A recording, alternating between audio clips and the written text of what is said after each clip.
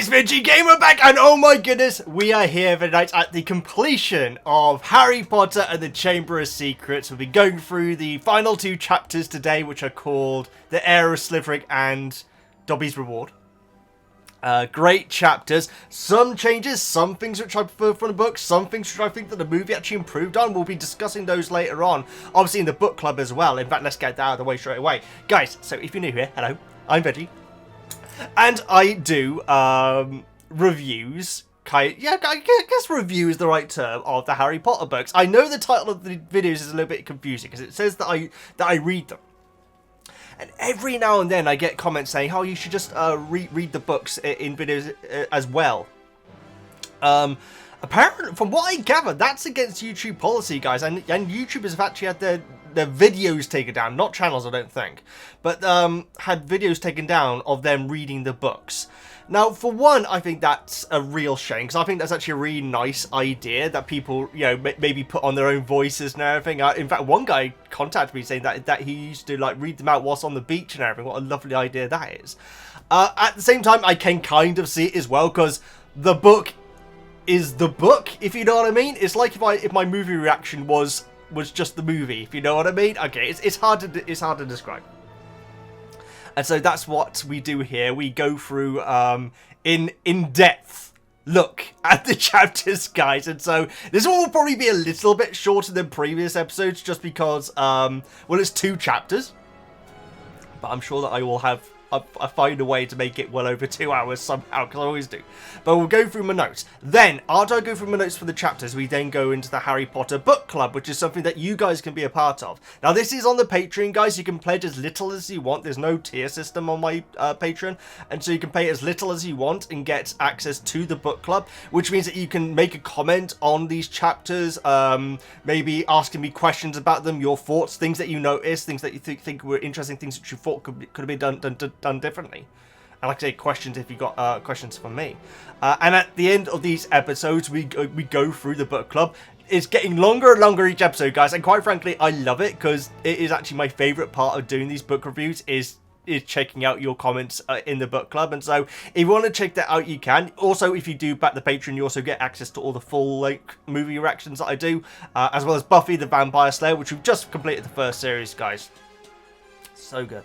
Never feel like you need to pledge though, guys. If you can't afford it, it's absolutely fine. What you can do is you can still leave your comment in the comments. I always say that, so stupid. I just get confused.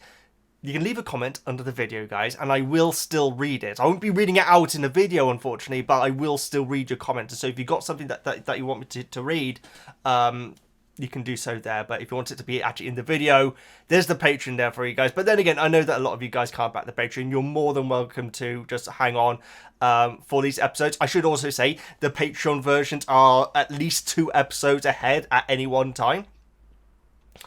And so if you get to the end of the YouTube ones, then you can, like, you know, watch the ones on the Patreon if you so wish, or just wait for them to appear on YouTube, because they will be coming soon enough.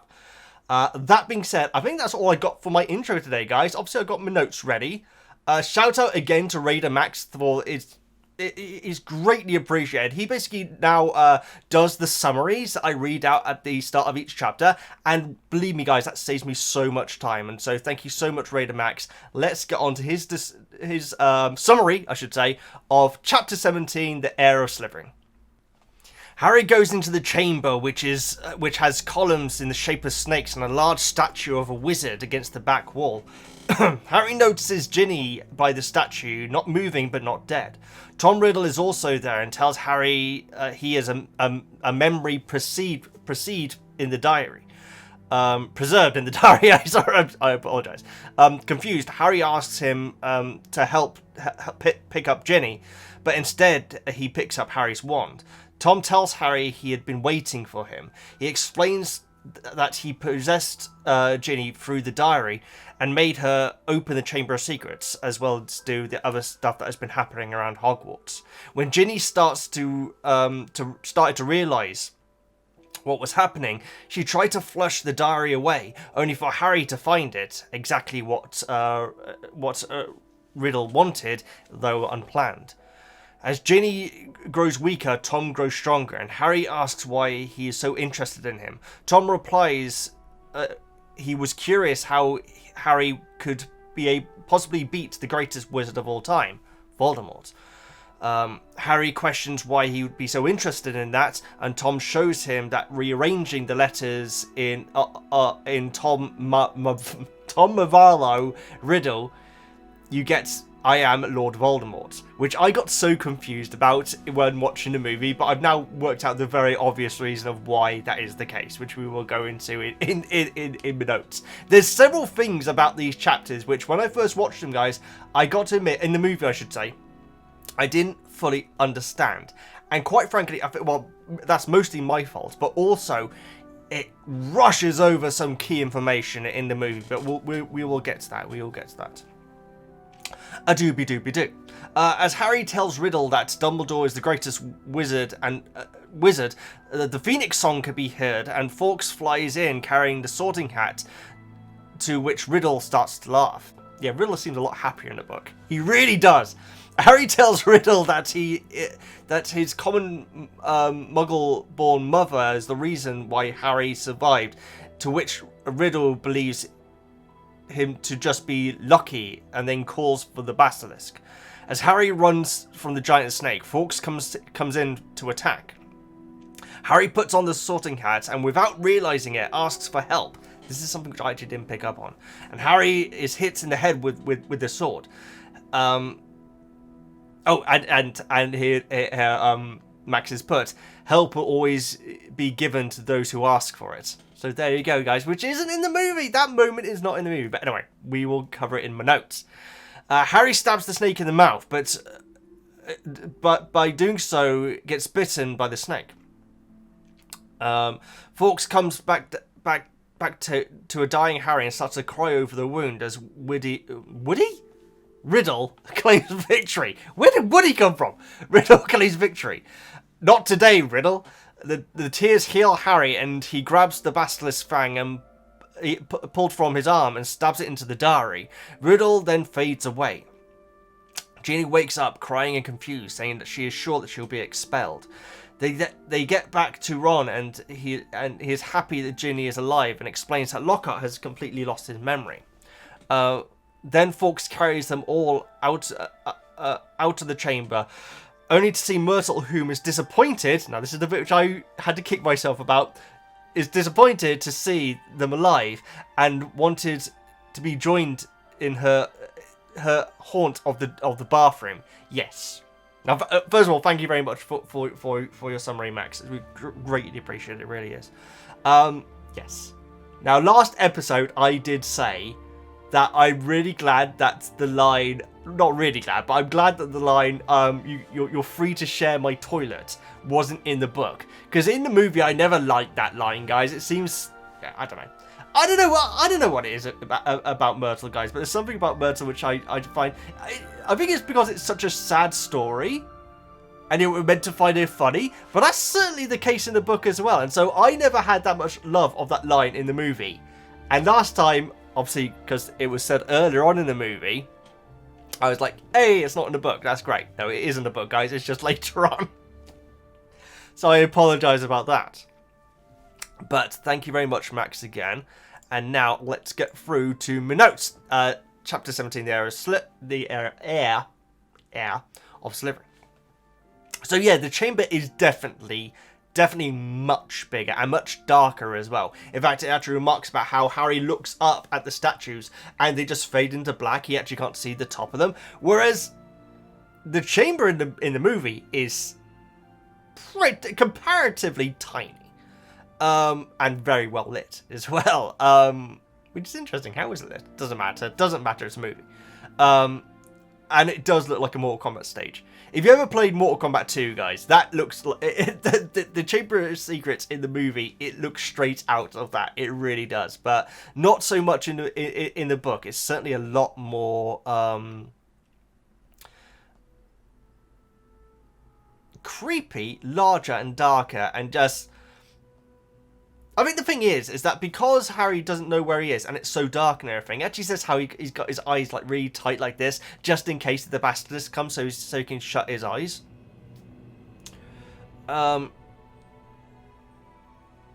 Whereas in the movie, you don't really get the feeling that he's watching out for the basilisk at all. He's just walking in there, presumably just to find Ginny.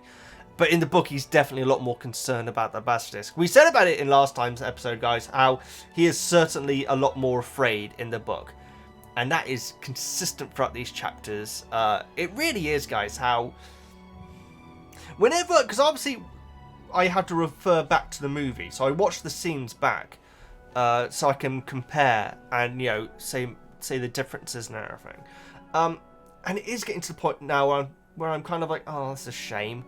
When watching a movie once, which is so weird, guys, because, you know, no, I'm going to rephrase this. I still love the movies. I absolutely still love the movies. I need to get that absolutely out there. I still love the movies. When you got the job of comparing them back to back, there are certain moments where it's just deflating. Watching little moments of scenes, not scenes. The scenes are great in the movies. But little lines and little decisions can be a little bit disheartening. And the fact that Harry just doesn't seem to...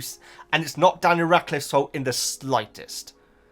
But the fact that Harry does not seem worried at all. But when watching Chamber of Secrets for the first time, I wasn't thinking that. But when you hear about his internal dialogue, because obviously in the movie you can't have internal dialogue unless you're doing... What's a good movie? What's an example of a movie with internal dialogue? Oh my goodness, I can't think of anything. A movie with internal dialogue. I can't think of anything. What about a TV show? Oh, there are a few TV shows. Anyway, let me know your favourite internal dialogue present movie. I know what I'm talking about. But when you have internal dialogue, which the book obviously has the luxury of having, you can put over all this stuff about him being scared without saying Harry looked scared. Because maybe Harry wouldn't have looked scared. It's just his internal thing which is making him scared. Nope. Excuse me, little ping noise. Not even sure we heard that. Doobie-doobie-doo. I'm so sorry, guys. I get so sidetracked. We're right at the start. I'm on the second note. No, I'm on the first note still. Right, move on. Second note. The statue of Slytherin, because that is his surname. Slytherin, which I can never say. Is monkeyish. So it sounds like Slytherin. I'm going to call him Slytherin because that is his surname. Much as I call Lockhart. So it sounds like Slytherin is a lot more creepy looking in the book. In fact, I want to look up images that people have drawn of it, because quite frankly, the statue in the chamber, you know what? I actually didn't assume it was Slytherin. You know what? Part of me thought it could have been Merlin, because Merlin was Slytherin, wasn't he? I believe. But yes, it's certainly a bit more monkeyish, and it's full body, and so there's no climbing up him or anything like that, which we have in the movie, which we will get onto in a bit, if I can actually speed through these comments. So I'm on my second one. Right, now on to the third one. I'm going to stop. So we do have the line where, and it is in the movie, where Harry is like... has found Ginny and he's like over her saying don't be dead and everything, but in the book it's so much more sadder. I think it's because it's longer, maybe it's because of the voice, not the voice, the book, the audio books I'm listening to, but that moment seems a lot more sadder. It's like really, really tragic. I think because it's so much of a longer scene. I mean, this scene is so much longer in the book.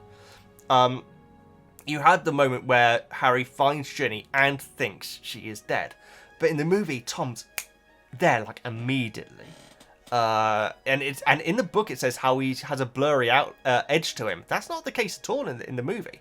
I rewatched the scene yesterday, like I say, and he just looks like he's there. And so I'm surprised they didn't do the blur around the edge thing, guys, because I think that would have looked really cool, and it wouldn't have been that difficult to do, considering, you know, they have nearly headless Nick and everything, and all the other things, like the basilisk and everything. It wouldn't be too difficult to do. And Tom is having the time of his life.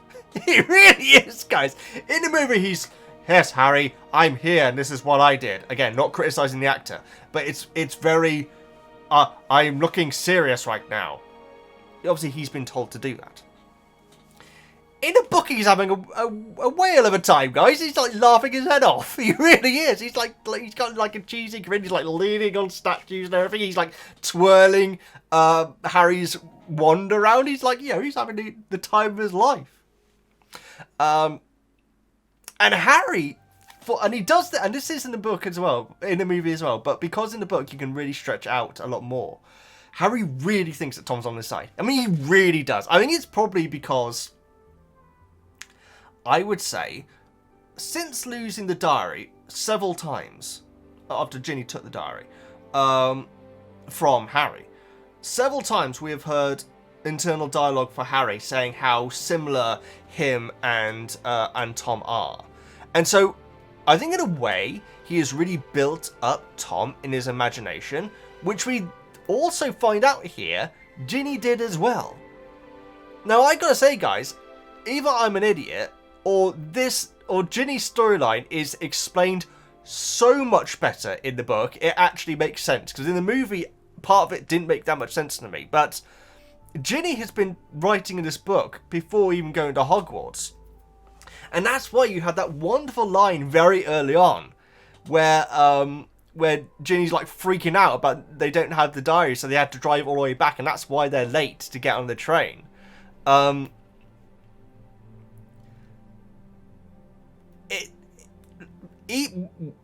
you guys pointed that line out when we covered the chapters, I was like, oh yeah, nice reference to the diary. Okay.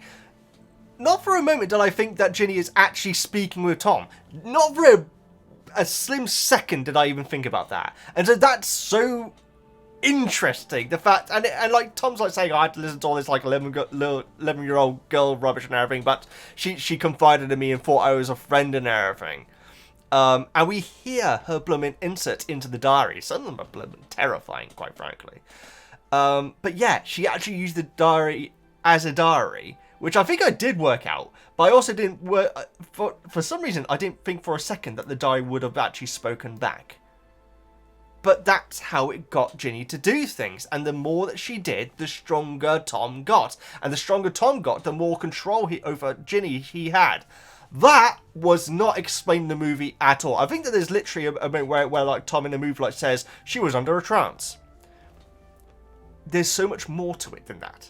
There is so much more to her being under a trance. The fact it is this fact that she's basically getting overtaken by Tom. I now understand the end of the Chamber of Secrets, is what I'm saying, guys. Which is good. So I do feel like the ending of Chamber of the Secrets, and again, this is I still love the movie. I do think that the ending might be the weakest part of it. Entering the chamber onwards until the last scene, which we will talk about, guys, because there is a line which is movie exclusive. And my goodness, I did not expect that line to be movie exclusive. We will get onto that later. Because this is going to be a long video, as always. Doobie-doobie-doo. Ginny complaining about her brothers. Oh, yeah, so she's writing in the diary, like, complaining about getting bullied by her brothers and everything. She's actually also complaining about having hand-me-downs as well, which is so interesting, guys. Not for a second did I think that Ginny would have hand-me-downs. But this is the Weasleys that we're talking about. Now, obviously, I'd imagine her robes are probably new. Maybe.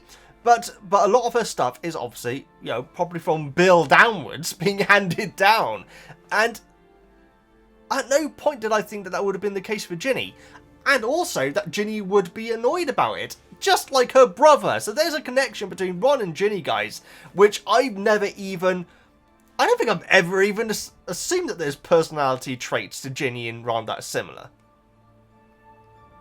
No, I don't think there is a single one, but I mean, that's a revelation that I've literally just worked out in my head, guys. Movie Ginny, and again, I'm not criticising the actress or the actor here, guys, and movie Ron, I'm trying to think of any moment where Ginny shows that she is her brother's sister.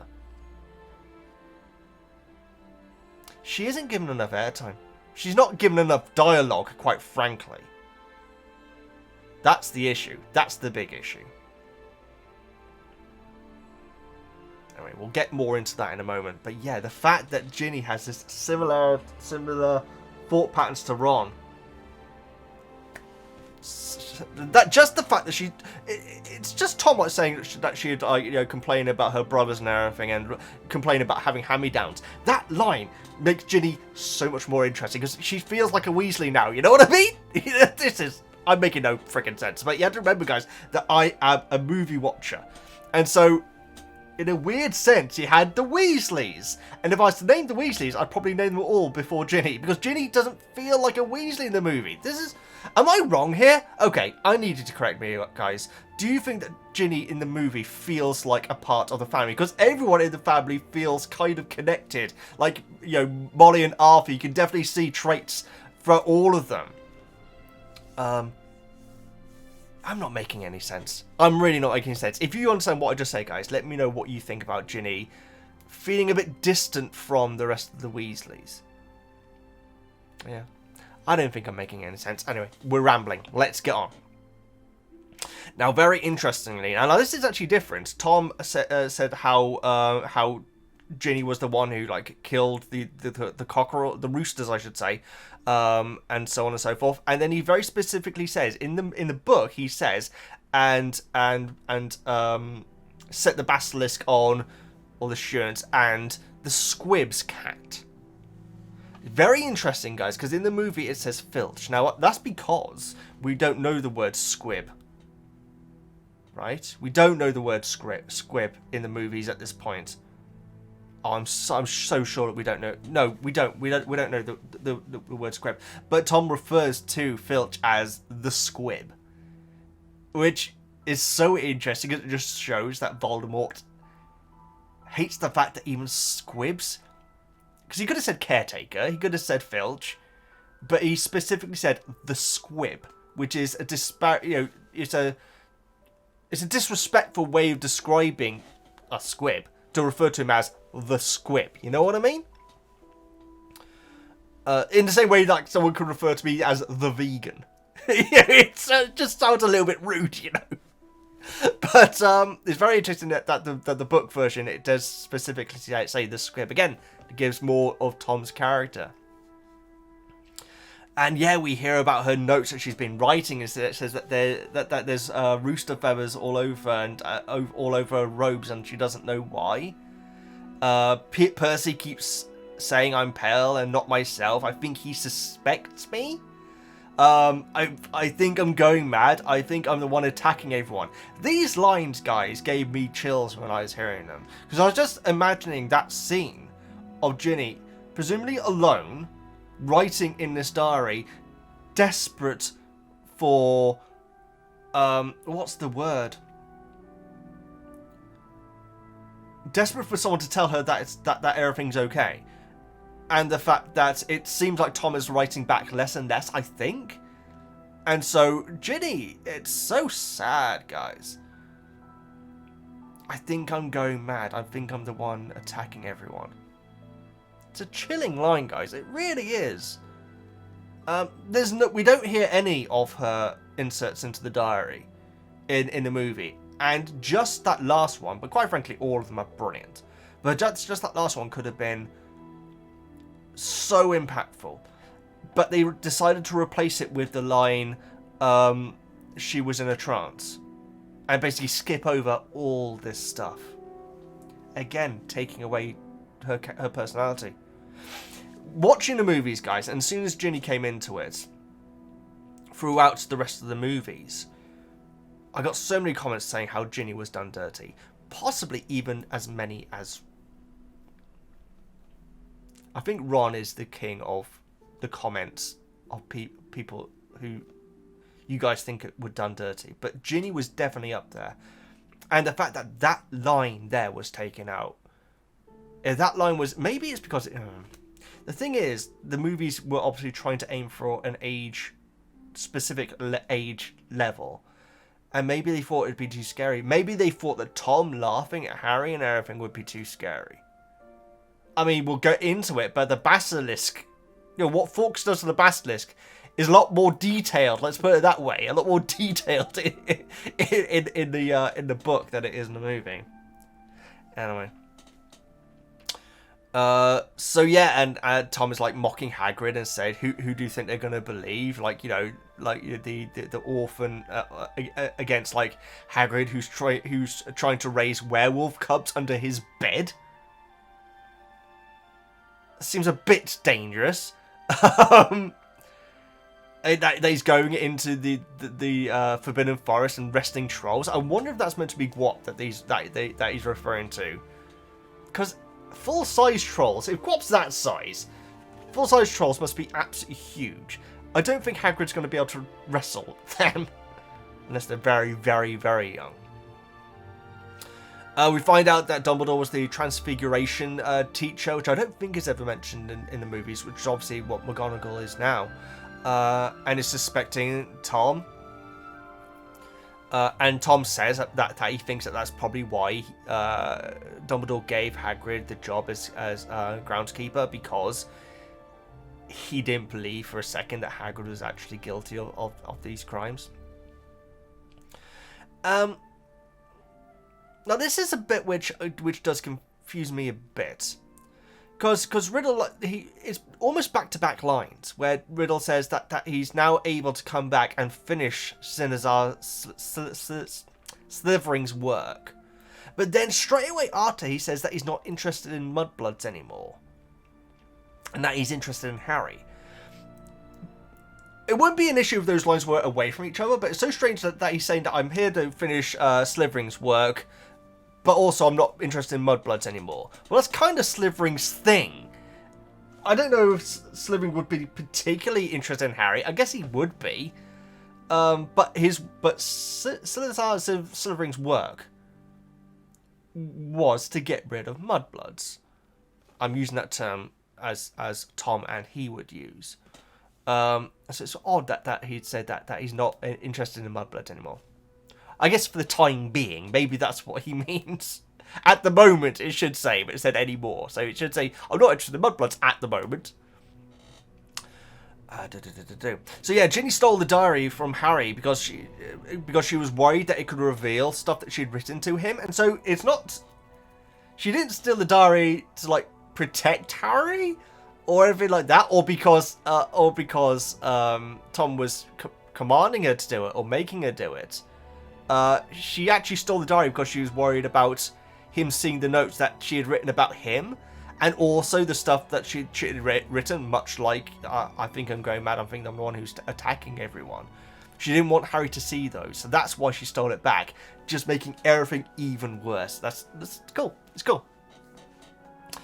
And yeah, Ginny is actually the one who wrote on the wall, that her skeleton will remain forever in the Chamber of Secrets.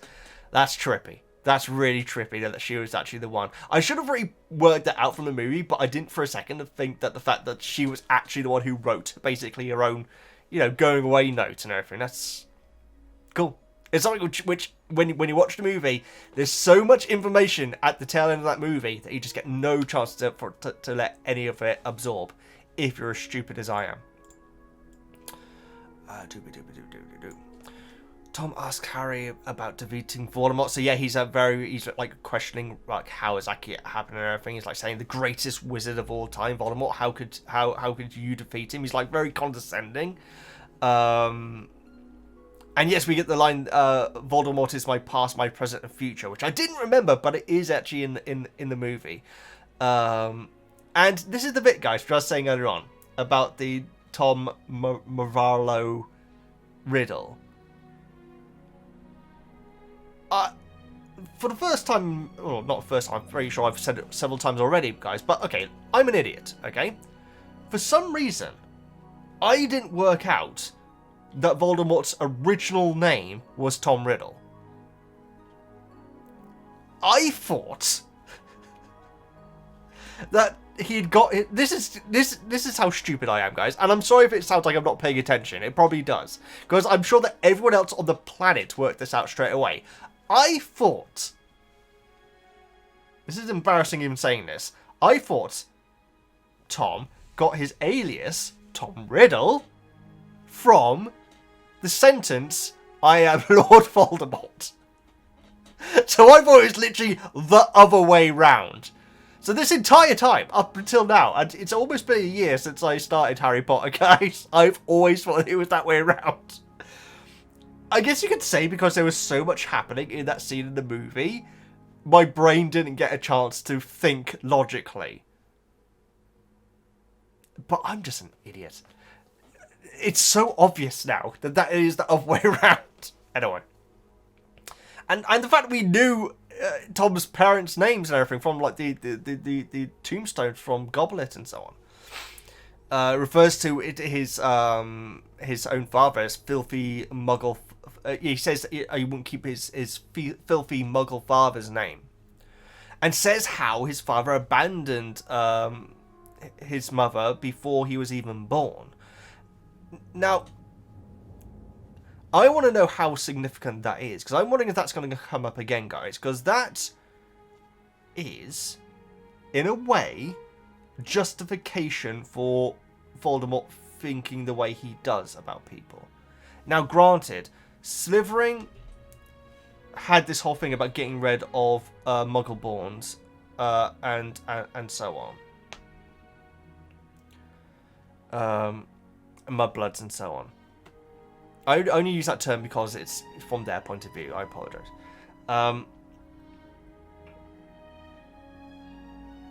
So obviously, being put in Slytherin, Voldemort thinks, okay, that's our role. Okay, I hate them too. But the fact from birth he had reason to hate a specific Muggle. Not only a specific Muggle, but one which he has his surname. And in his teens, he decides to change his name from an anagram of Tom Riddle, Mavalo. It's, yeah, it really gives. I don't know if maybe I'm overthinking. I feel like I overthink everything, guys. But the fact that Tom has this connection towards why he would hate Muggles. Because the father left the mother because he found out she was a witch. And so, that absolutely is discrimination, guys. I know the discrimination is usually the other way around, especially with a Slytherin. Because presumably his mother was a Slytherin as well. But, who obviously wasn't too interested in getting rid of, you know, half Muggle-borns and so on. Although I think you guys have told me that it's because I'm sure we'll hear more about his parents in the future. Sorry guys, I'm getting really sidetracked, but I thought that was really interesting that we do have an absolute straight up reason why from birth, even before being put into Slytherin, Voldemort absolutely has a reason to distrust Muggles because a Muggle discriminated against his mother because she was a witch. So that really is the us and them, the other way around, guys. Normally the us and them is the wizard folk saying that we don't need the Muggles. This is the first time, I think, maybe the only time, where we have a Muggle not wanting anything to do with someone because they found out that they're a magic user. Is that anywhere else in the story? I can't think of an example of it. So I thought that was fascinating, that little line. So yes, and obviously she then had a child with Muggle, which I'm sure we will cover more in future books. Oh yes, now this line is in the movie where Harry says, "You're not the greatest wizard in the world, Dumbledore is." But in the book, it's so much more realistic. The way he says it is this: "You're not the greatest wizard in the world. Sorry to disappoint you and all that." Such a human way of putting it. I love that. That's such an English human way of putting it. Sorry to disappoint you and all that. I can understand that why that would be in the movie, because I think to a lot of people outside the UK be thinking, why are you saying it in such a weird way? But that is how people talk over here, though, guys. And all that. So yeah, the music plays, which Max referred to as the Phoenix song. Now, I'm pretty sure this is the first time I've heard about music playing when a phoenix flies around. So we're in the book when like Tom's like looking around and the music started playing. I was like, okay, I have no idea what's going on. But then Fawkes comes along. Gotta say, Fawkes stuff in the book is so much better done than in the movie. Because even coming out of the movie, I think one of the first things I mentioned to my brother is how I really liked it all. But the fact that Fawkes just kept on coming in and then going out and then coming in and then going out during the final battle scene seemed very, very computer gamey. That whole, I'll rephrase that. The entire Chamber of Secrets scene is extremely video gamey. We'll be getting into more reasons why, but yeah, the fact he keeps on coming in and going out, it's like a Dropbox, you know what I mean? Whereas Fawkes in the book is there the entire time. In fact, it's actually sitting, perching on Harry's shoulder. So yeah, Harry then does tell Tom what his mother did to save him, which I'm pretty sure he doesn't in the movie. I don't think that he actually does satisfy Tom's reasoning for it. I think in the book Tom says that the longer you talk, the longer you'll live. So maybe Harry was legit buying himself time by telling Tom what exactly happened to Voldemort. Getting very confused with these names, but you know what I mean. I think it's Tom who says this. Who says that that Harry and him are probably the only two parcel mouths since Slytherin, which is interesting. Which shows how incredibly rare it is. Like, incredibly rare. That's why everyone was freaked out when Harry started talking to the snake. So yeah, the basilisk arrives and Harry instantly closes his eyes and notices that Fawkes like takes off and is like, oh no, don't leave me alone. But Harry is running away with his eyes closed, which is a bit strange. Because if you know what direction it's in, because there's a lot less water. In the movie version, there's like water everywhere. I'm pretty sure there's no water in the book version. In fact, I'm pretty sure that is the case. But yeah, he actually just turns around and runs with his eyes closed. Which again, once you've turned around, I guess you go. It's when the basilisk's eyes and yours meet, isn't it, that you're in trouble. But then again, Harry is freaking out a lot more because he's scared, and so he's literally just running with his eyes closed. He's bumping into all sorts and everything, gets knocked over and so on. He then hears like the commotion with Fawkes attacking the basilisk. In the movie, he sees a shadow of it happening, and so then turns around. But I think it's literally just the sound that just makes him just like to start to open his eyes a little bit and sees what's actually going on. Like I said earlier on, this moment is a hell of a lot more bloody in the book. There is blood just pouring out of this basilisk at this point, which is just brutal. Again, maybe they wanted to reduce that just so they could keep the rating for it at an acceptable level. But yeah, it's pretty damn descriptive, this part. Now this is a bit which even my brother actually has made fun of from the movie. And again, it's the video game part again, guys. So in the book, Tom tells the basilisk, using Parseltongue, that you can still smell him. Which is interesting, because obviously in the movie, he's using his ears? He's using his hearing to try and find out where Harry is, which doesn't make that much sense. You'd think that its smell would be a lot stronger. I don't know. I have no idea about reptiles, to be honest, but the line in the movie, because Tom is like saying, hey, no, you've lost your eyes, but you can still smell Harry, so get after him. Or Potter. So get after him. But in the movie, it is such a cheesy line. Where I want to get this exactly right, because it is such a cheesy... I won't look it up. But Tom, with the basilisk behind him, to Harry like says, the basilisk may not be able to see, but he can still hear you. And it's such a weird robotic line. Again, I'm not criticising the actor, but the line is basically, okay, now it's this stage of the boss battle. You know what I mean? It feels so forced. And, my brother is, who read the books long ago, but can't really remember much about them. He read the first 2 books, I should say, so the next is going to be new from it, and so on. But that is one moment in which he still makes fun of when we're talking about Harry Potter. The way that Tom says, the basilisk may not be able to see you, but he can still hear you. It's weird. The way he says it is so strange. And yet in the movie, he's shouting at the basilisk saying, hey, you can still smell him. In that voice. So Harry puts on the hat. In the movie, he just throws the hat on the floor. It's just such a strange choice. There's little things like that, guys, where you're thinking, well, Harry, you're not saving that much time by throwing the hat on the floor. Really, are you?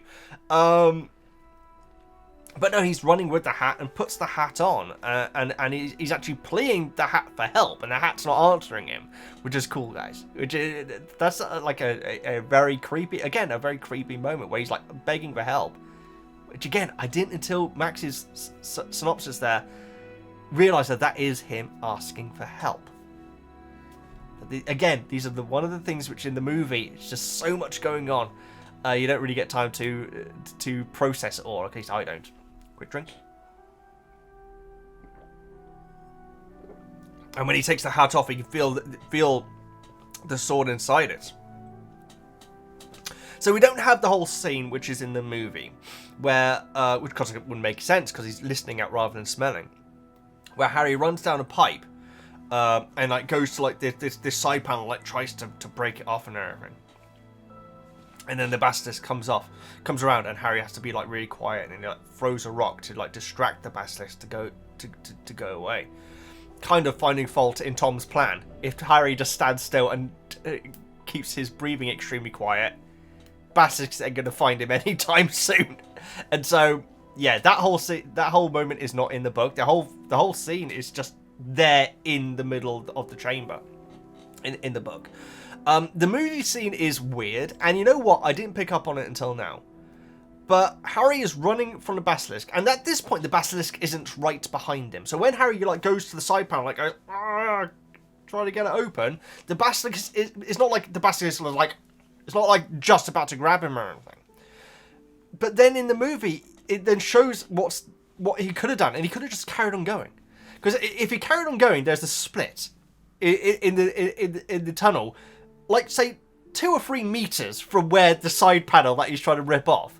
Why didn't he just go to the split? Go to the split and be silent and you're fine. But, you know, it's a dramatic moment for the scene.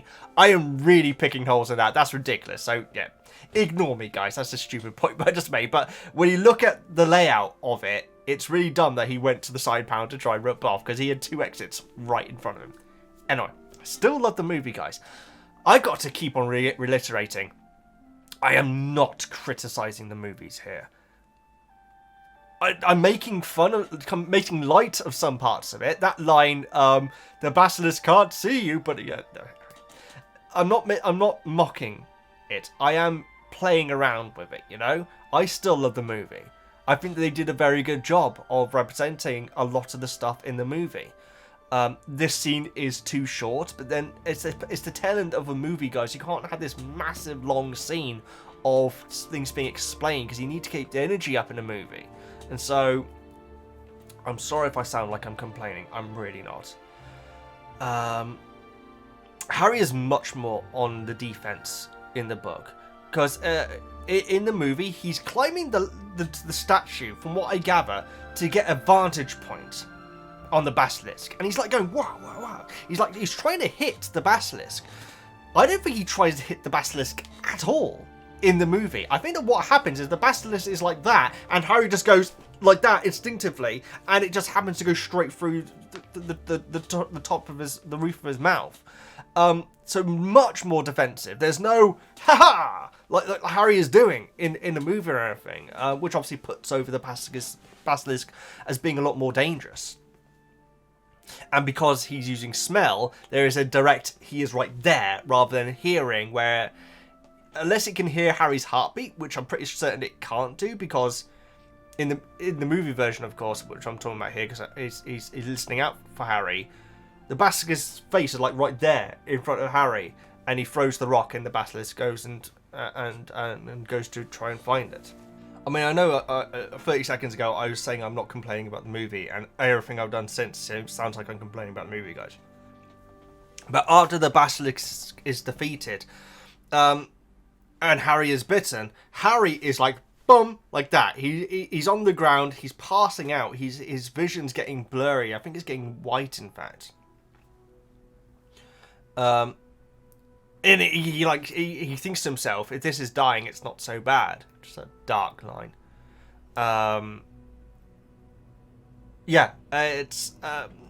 So as soon as he's bitten, he is down like that, and so it's not like he's defeated the basilisk, you know, kind of like he does in the movie with the haha.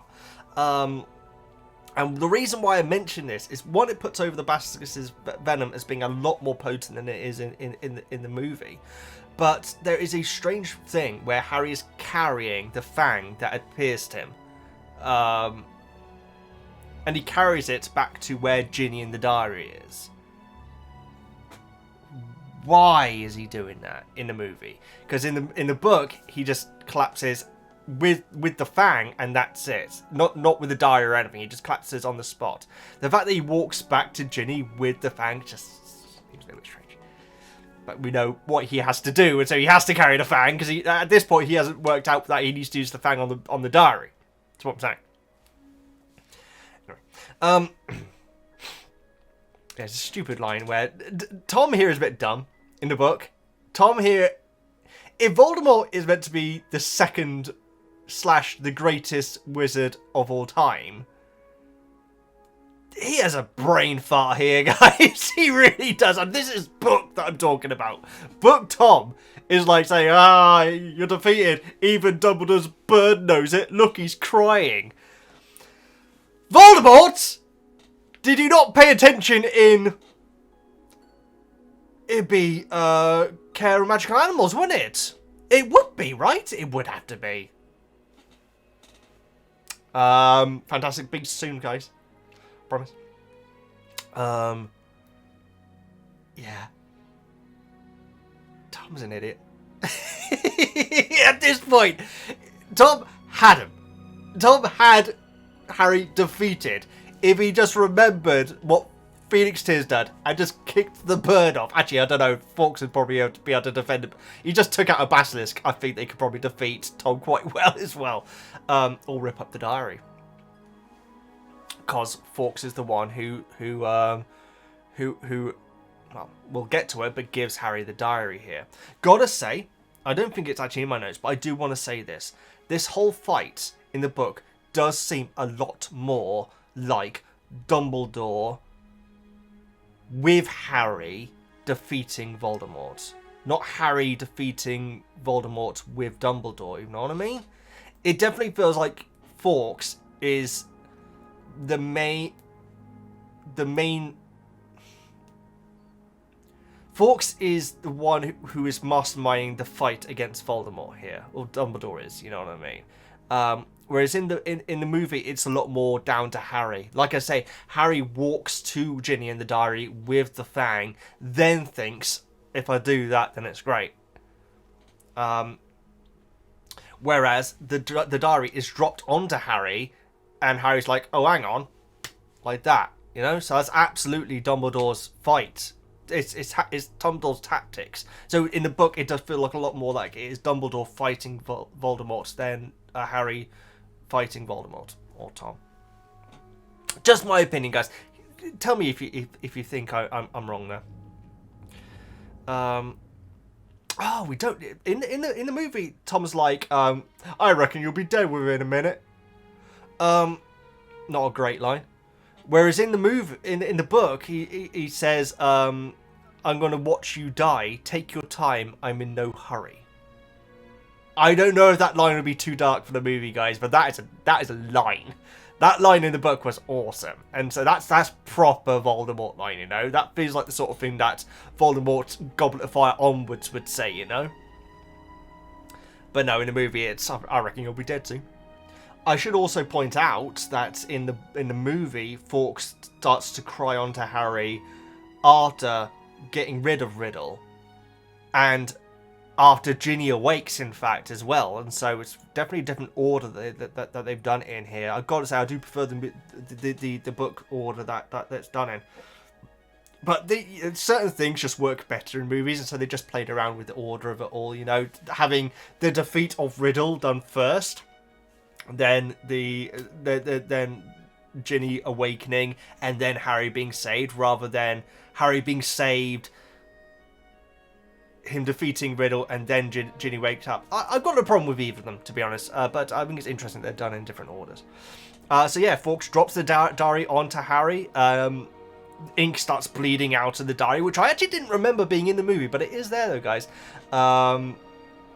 Tom in the movie is like exploding though. He's like really bright lights and everything. I think that he just basically fades away in the book, but he is like in agony though as Harry uses the basilisk fang on the diary, and Harry being revived by Fawkes's tears.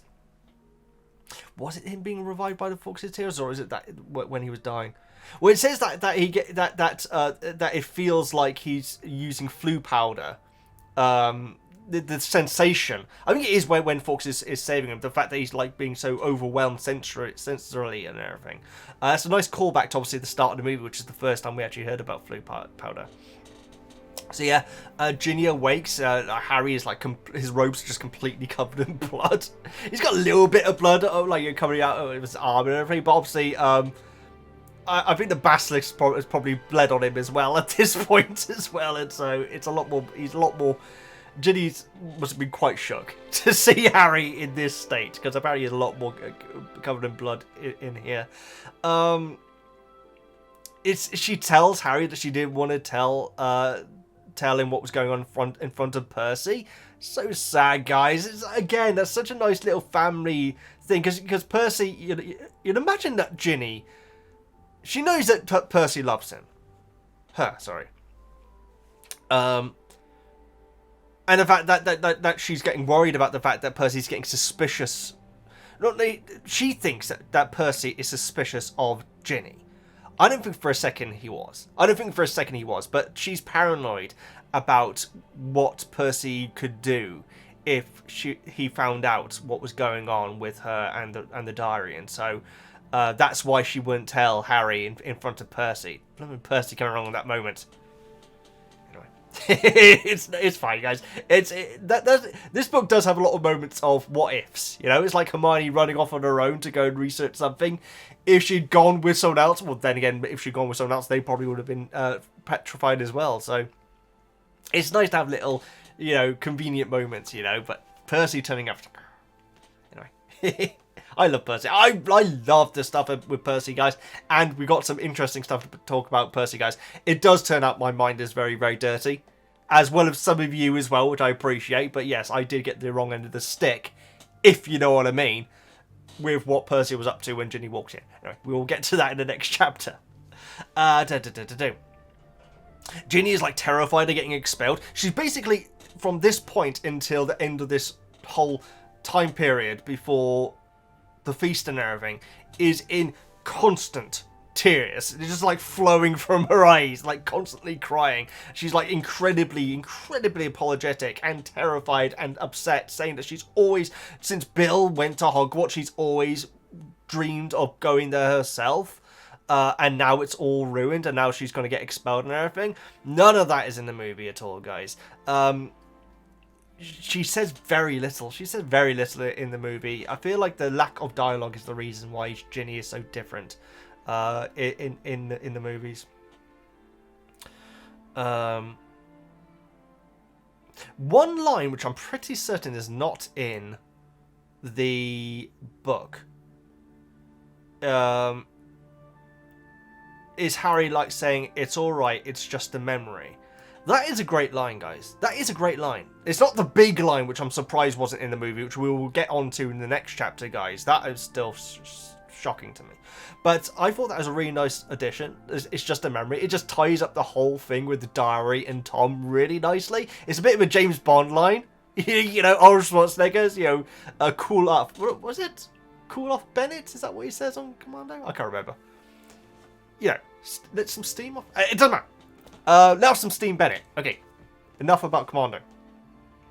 But it does feel like a bit of a cheesy, cool one-liner. But it's nice. It's like also it's very, very reassuring to Ginny, like saying it's okay, it's all in the past. Nice addition, and that line is not in the book, guys. And so I thought that was a nice addition by the movie. So we get to see Ron and Ginny reuniting, guys, and this is a huge moment for Ron, guys, and so it's really nice that it happened, because obviously he cares about it so much, and I get it. In the movie, you need to be, they defeated the enemy, what can we have, like 3 more scenes before the credits had to be rolling, because you need to keep that momentum up, you know?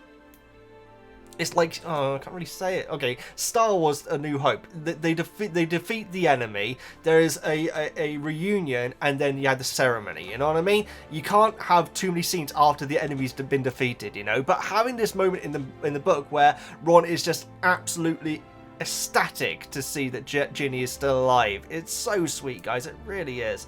And then all of a sudden he like stops talking. He's like, "Where do you get that sword?" Oh, how come you have a sword? Which is an even better line, which I absolutely love. And yes, they actually only confirm what happened with Lockhart here. Because I had to admit, guys, on the last chapter, I had to listen through to it a couple of times, that bit, because I thought, well, hang on, it didn't actually say... I thought that it was giving the reader too much credit to work out what had actually happened. But Ron explains what did happen. Because Lockhart used Ron's wand, it backfired on him. And so that's like in the movie immediately explained. But in the book, you have to wait until this chapter to actually understand exactly why Lockhart was actually defeated. And Lockhart is back awake again and everything. You have the amazing lines of saying, "Who are you?" and "Who am I?" and "Do you live here?" and stuff like that. And so strange that's again, it's just something which has been shifted around a little bit. Lockhart basically only gets like one moment in the movie after getting putting a spell on himself, which is the it's just like magic getting carried away by forks. But yeah, we revisit him here as well, and obviously we have more stuff with him and Dumbledore in a moment, which is amazing. It says that Lockhart's wearing a hat, which I didn't envisage him wearing a hat, but yes, apparently he's wearing a hat. That's one of my really important notes. And now we have the line. It is different. Because I think that they notice that Myrtle looks really sad, and Harry's like saying, "Why are you looking so sad?" or something, and says, "Oh, I was hoping if you died, you could join me in my toilet." So you don't have the whole thing where Myrtle is saying, "Hey, if you die, you can join me in my toilet." So it is slightly better. I still don't like it as a line, personally. I don't know why. I feel like there's something about Myrtle that bothers me, guys. The fact that we're meant to find her as this hilarious character of this, child who was brutally killed. I don't know, guys. But, that's the humour of it. I mean, Nearly Headless Nick's death was horrendous. It was brutal. But in real life, that would be horrifying to experience. But he is a funny character. So I'm the one in the wrong here. Definitely I am the one in the wrong here. And then they head over to McGonagall's office, thinking that she is still ahead, but when they get in there, they find out there are several surprising characters here. Nice. I'm going to say change. It's not a change. This is the original Veggie. It's a nice decision that it was in the book. Well, we'll get into it. Next chapter summary, chapter 18, Dobby's Reward. We're here, guys, at the end of the book. The 4 arrive in Professor McGonagall's office, and they see Dumbledore, Arthur, and Molly Weasley are also there. Pardon me. As her parents hug Ginny, Harry puts the hat, sword, and diary on McGonagall's desk and explains what happened whilst Ginny confesses what she did. You know what I mean. Dumbledore sends everyone off little by little until it's just him and Harry. Harry tells Dumbledore that Riddle said that the two were alike, and Dumbledore explained that when he tried to kill him, some of Voldemort's powers were transferred into Harry.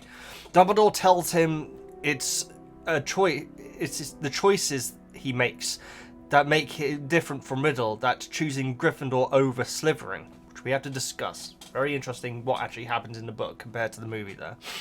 The fact that Harry pulled the sword from the hat is a clear sign that he was Gryffindor. Almost immediately, a furious Lucius Malfoy walks in with a terrified Dobby behind him. Dumbledore explains that the governor's reinstated him and confronts Malfoy about the blackmail he may have done to get Dumbledore suspended. Dumbledore says what trouble the Weasley's family would have been in if Harry hadn't found the diary to clear Ginny's name. Dobby sneakily signals, not so sneakily, but yeah, sneakily signals Harry that Lucius is the one who gave the diary to Ginny. Dumbledore warns Lucius that even though they can't prove anything, to never try something like this again. As Malfoy leaves, Harry gets the diary and stuffs it into the one of his socks and follows him out. He hands it to Lucius, who discards the sock and tells Harry he will meet the same fate as his parents, and then commands Dobby to follow. However, Dobby doesn't move because he is holding the sock Lucius threw, which we need to discuss. We need to discuss this part. Meaning that his master gave him clothes and Dobby is a free elf. Dobby then commands Lucius to leave after he pulls the wand on Harry. Very gracious with what Harry did, Dobby can't stop thanking him. Harry tells him to never try save his life again. Very important line. Pardon me. I just had some sausage rolls. And Dobby dapperates out of Hogwarts. I got disappeared in my on transport, teleports even in my notes. At the feast, all the petrified people are back. Exams are cancelled. Lockhart is not returning, which all students are extremely happy about. And Lucius has been fired from the school as school governor. On a Hogwarts Express, Harry asks Ginny what it was that she wanted to tell about Percy. She said that she caught him kissing Ravenclaw prefect Penelope Clearwater, obviously the one who got petrified at the same time as Hermione, and also the one from who said that she was Ravenclaw when Crabbe and Goyle, as in Ron and Harry, were trying to get into the common room. And that's who he's been writing to all summer. Hermione then asks Harry if the Dursleys will be proud of him, of what he did. Harry replyingly laughs, saying that they'll be disappointed that he didn't die, and they ride the express home. Again, Max, thank you so much for your help. These summaries are awesome.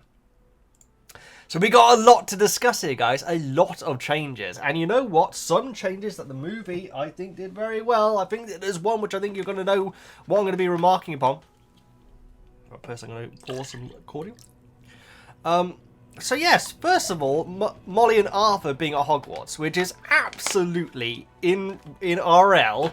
If something like this was happening, which is obviously quite difficult to be in real life, but that is absolutely what would happen. So Molly and Arthur have basically rushed up to Scotland.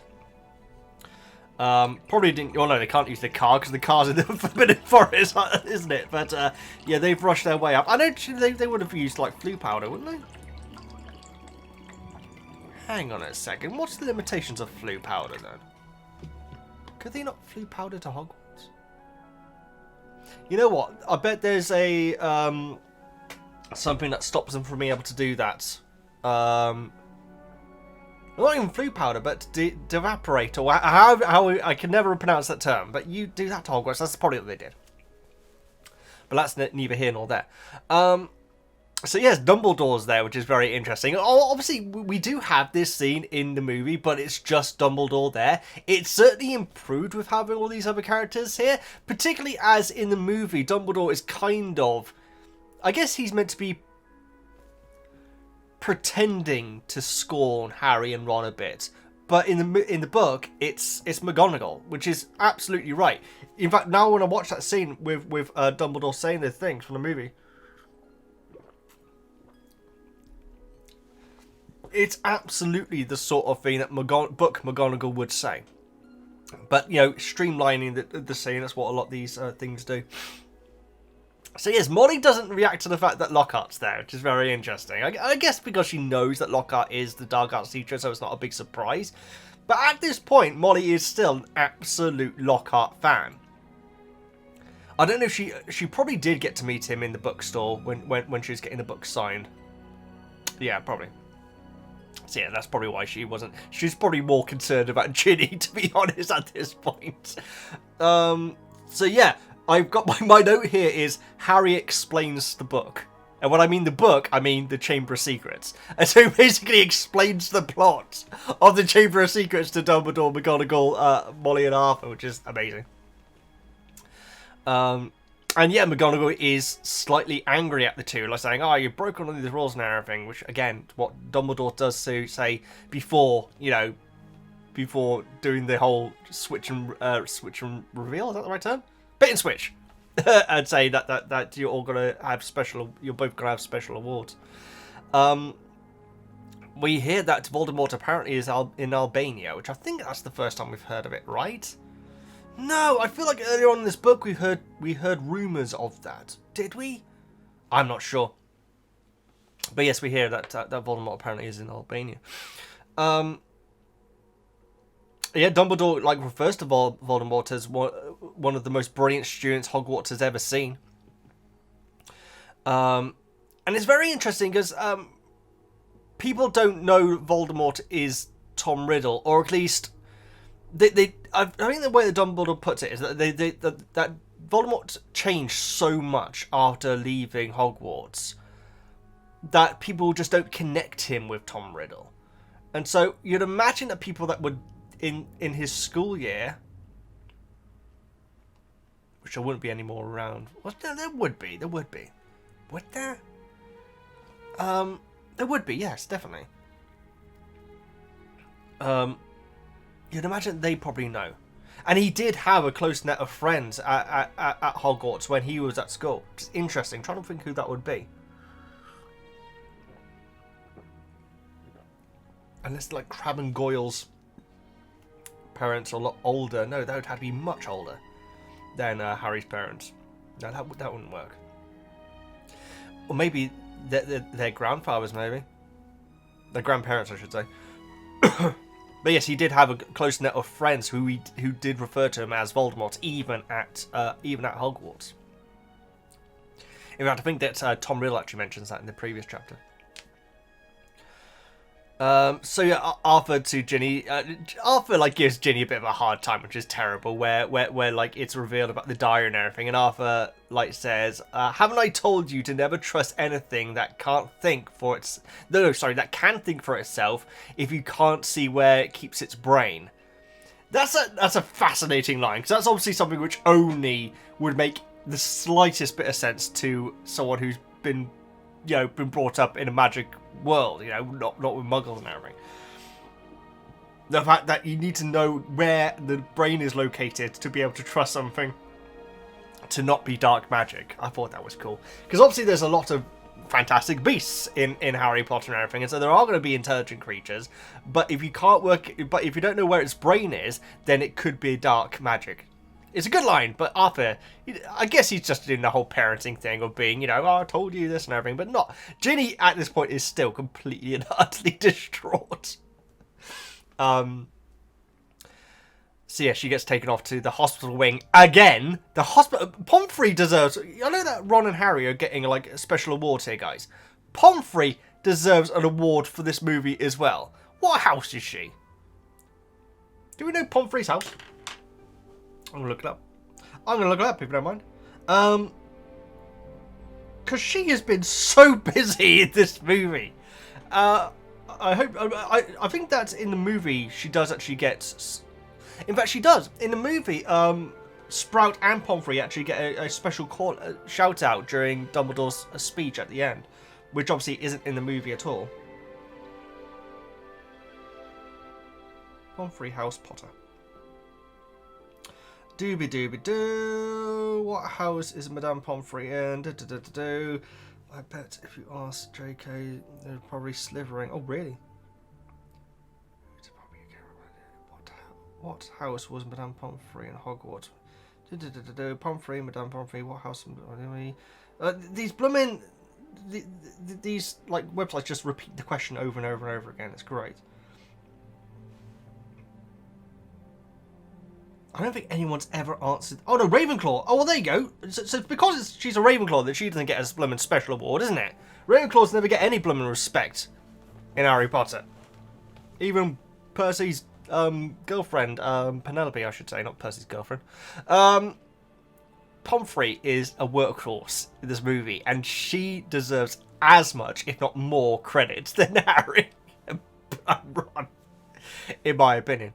But then again, I'd say that also. Actually, I have got a note down here somewhere. Yeah, we'll get to it. But there's someone else who deserves a special award because I'm me. So yes, off to the Hobbs swing again. And yeah, it really lays home how important it is that Ginny had the diary before going to Hogwarts. Again, when I covered that big bit in the book, I was like, oh, that's a cool line about that being the book and everything. I didn't make the connection that she was actually using it actually as a diary, and that Tom was answering back, and this all took place before going to Hogwarts. So that again makes that month between Diagon Alley and leaving for Hogwarts even more important. And we'll get onto it, guys. I've got a poll that I did on the Patreon asking about changes that you would have liked to see in the movie. And yeah, that's one of the ones which a lot of people said that they would have liked the month between Diagon Alley, not between Diagon Alley, basically the month that Harry...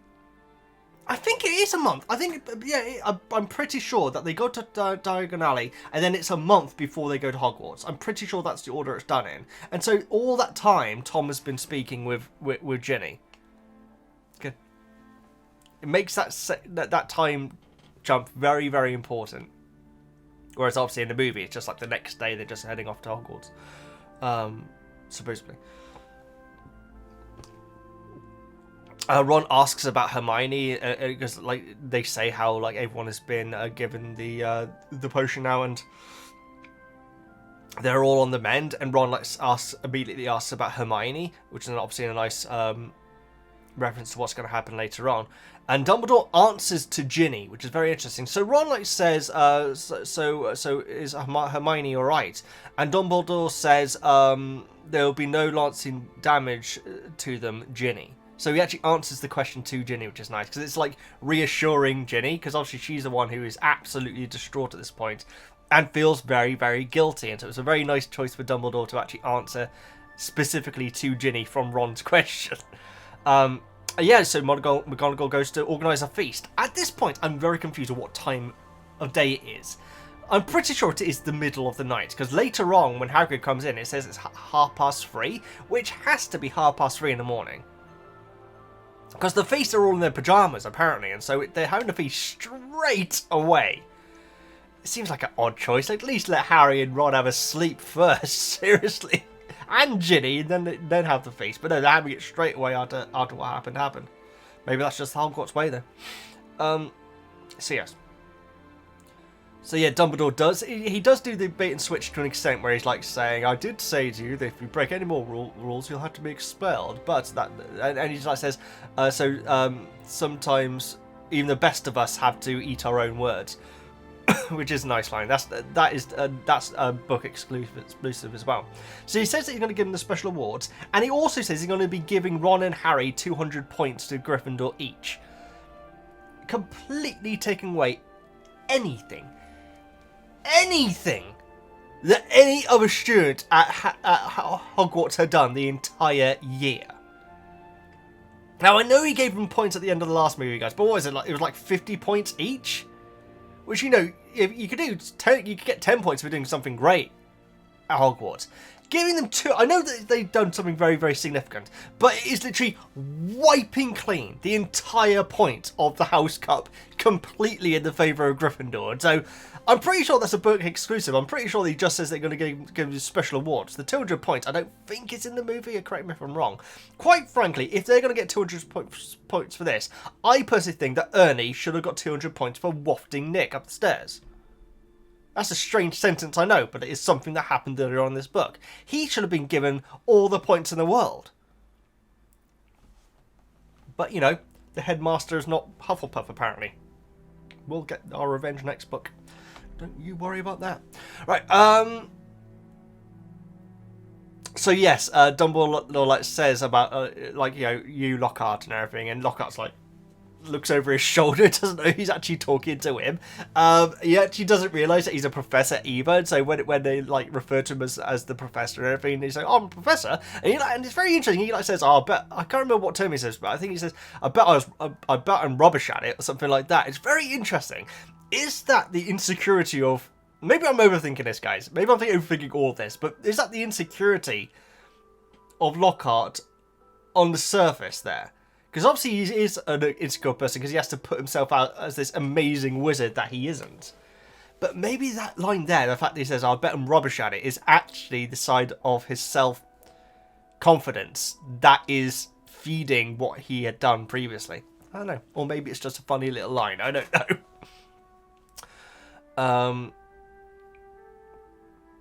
It's a stupid line where Dumbledore, when Ron is explaining what happened to Lockhart, and Dumbledore like says, "Oh, you've fallen on your own sword, Lockhart," and Lockhart like says, "Oh, I haven't got a sword. He has though.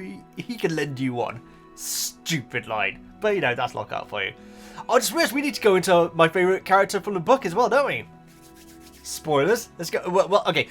What I'll do is once we finish this chapter, I'll then give my overall thoughts of the movie, favourite character. We'll look at the poll which I did on the Patreon, and then we will get on to the book club. So it's going to be a chunky video as always, guys. I hope you're sitting comfortable.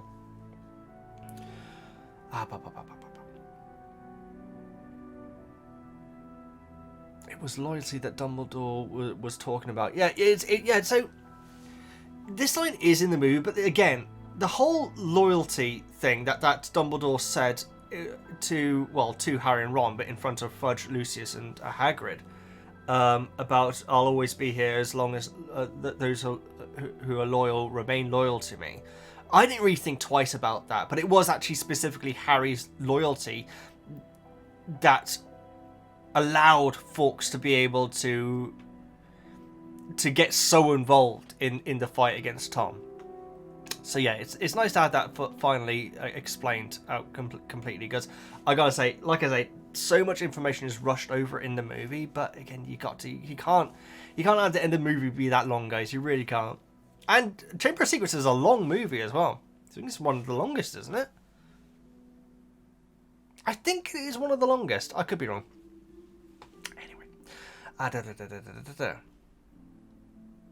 Ah, yes. Now Harry actually tells Dumbledore about what the hat said to him in the Sorting Hat ceremony. Now that isn't in the movie, but that being said, the Sorting Hat in the movie says it out loud, and so it might be implied that Dumbledore heard what the hat said. But because in the book, you know, it's all in his thoughts. You know, actually, the hat doesn't actually physically talk. I should say, guys, why haven't I said this yet? R.I.P. Leslie Phillips. He died a couple of weeks ago, or maybe even last week, when this video is being made. Who was the voice of the Sorting Hat? I feel bad that I haven't mentioned that before this point, guys. But yes, very, very well-known comedy actor in the UK. Again, you see my reaction to finding out that it's him during my Philosopher's Stone reaction, and I'm just shocked that it's him. And so, great choice. But yes, unfortunately, he passed away last week, and so R.I.P. Leslie Phillips. But yes, so in the book, we're under the assumption, at least, that Dumbledore has no idea about the conversation that happened between the Sorting Hat and Harry. And so Harry actually does tell Dumbledore what exactly happened, and the fact that the hat said that that he would have done well in Slytherin. Finally confiding that in Dumbledore at this point, so it's good for Harry. Definitely good for Harry.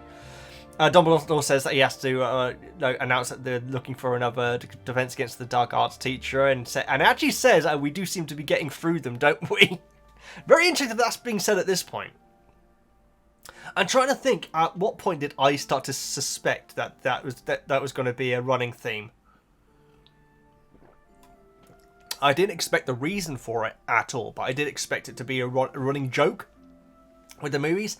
I think it would have been... Who was our... I think it may have been Prisoner of Azkaban. It was either that or Goblet of Fire, definitely.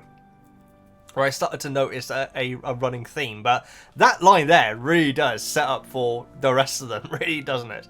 And yeah, the feast is right now. Straight away after leaving Dumbledore's office. And so... which is bizarre. But, you know, it's a big moment for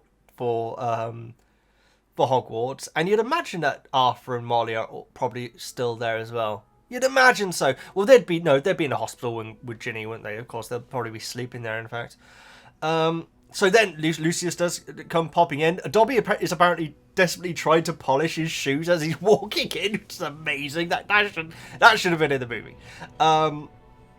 And Harry only works out at this point in the movie that Dobby is the Malfoy's house elf. Now, one of Fred and George earlier on heavily predict that is the case, which I'd imagine once they did that, Harry's just been assuming that that's the case, and so you don't have that moment of you're Dobby's master and like that, which was in the movie. At this point, Harry just assumes that that's the case in the book. And like, you know, Lucius comes in asking why Dumbledore's there as he's still suspended, and Dumbledore says how all the other, I think, yeah, all the other council members all got in contact with him, apparently all at the same time, and that several of them are accusing Lucius of threatening to put a curse on their family, which this is all in the movie. One nice thing though is that in the scene with Hagrid, the last scene that we had with Hagrid in the what is it, Aragog chapter? Is either the Aragog chapter or the chapter before? I feel like it was the Aragog chapter though. Actually predicts that Lucius was blackmailing the other councillors. So good on Hagrid. That's like one of the smartest things he's said in these books so far. So he was certainly correct. So Dobby is like really like hinting towards Harry, like saying pointing at the diary and everything, like Lucius. But each time he does it, he's hitting himself. And this happens a couple of times. Actually mentions it, like, you know, it says that he's doing it one time, and then like after a few minutes of dialogue and everything, you go back to him and he's still doing it, you know, trying to hint towards Harry. Very subtle Dobby. And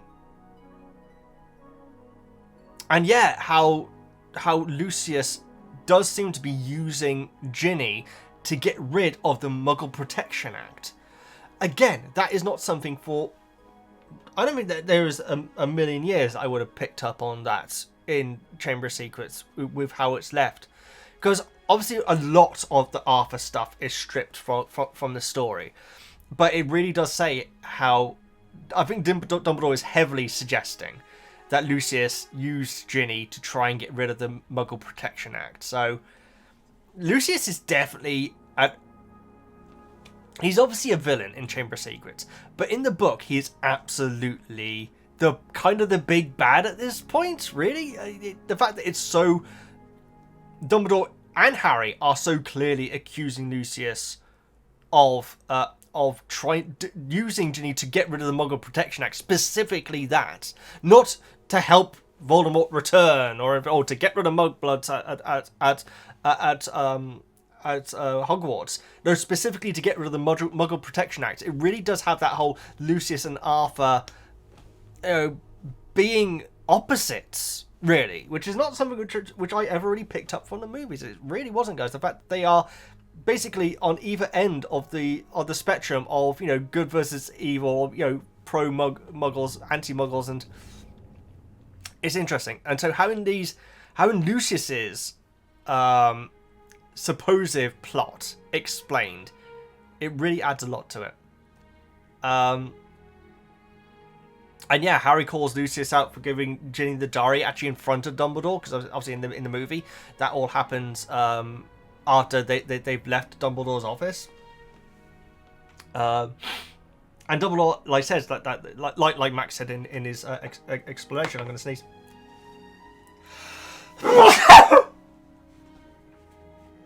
I'm sorry, that was probably really loud. Dumbledore says how they don't have any evidence, but tells Lucius to not give any student anything from Voldemort. So that's absolutely saying we can't prove it, but we know it's you, so don't do it again.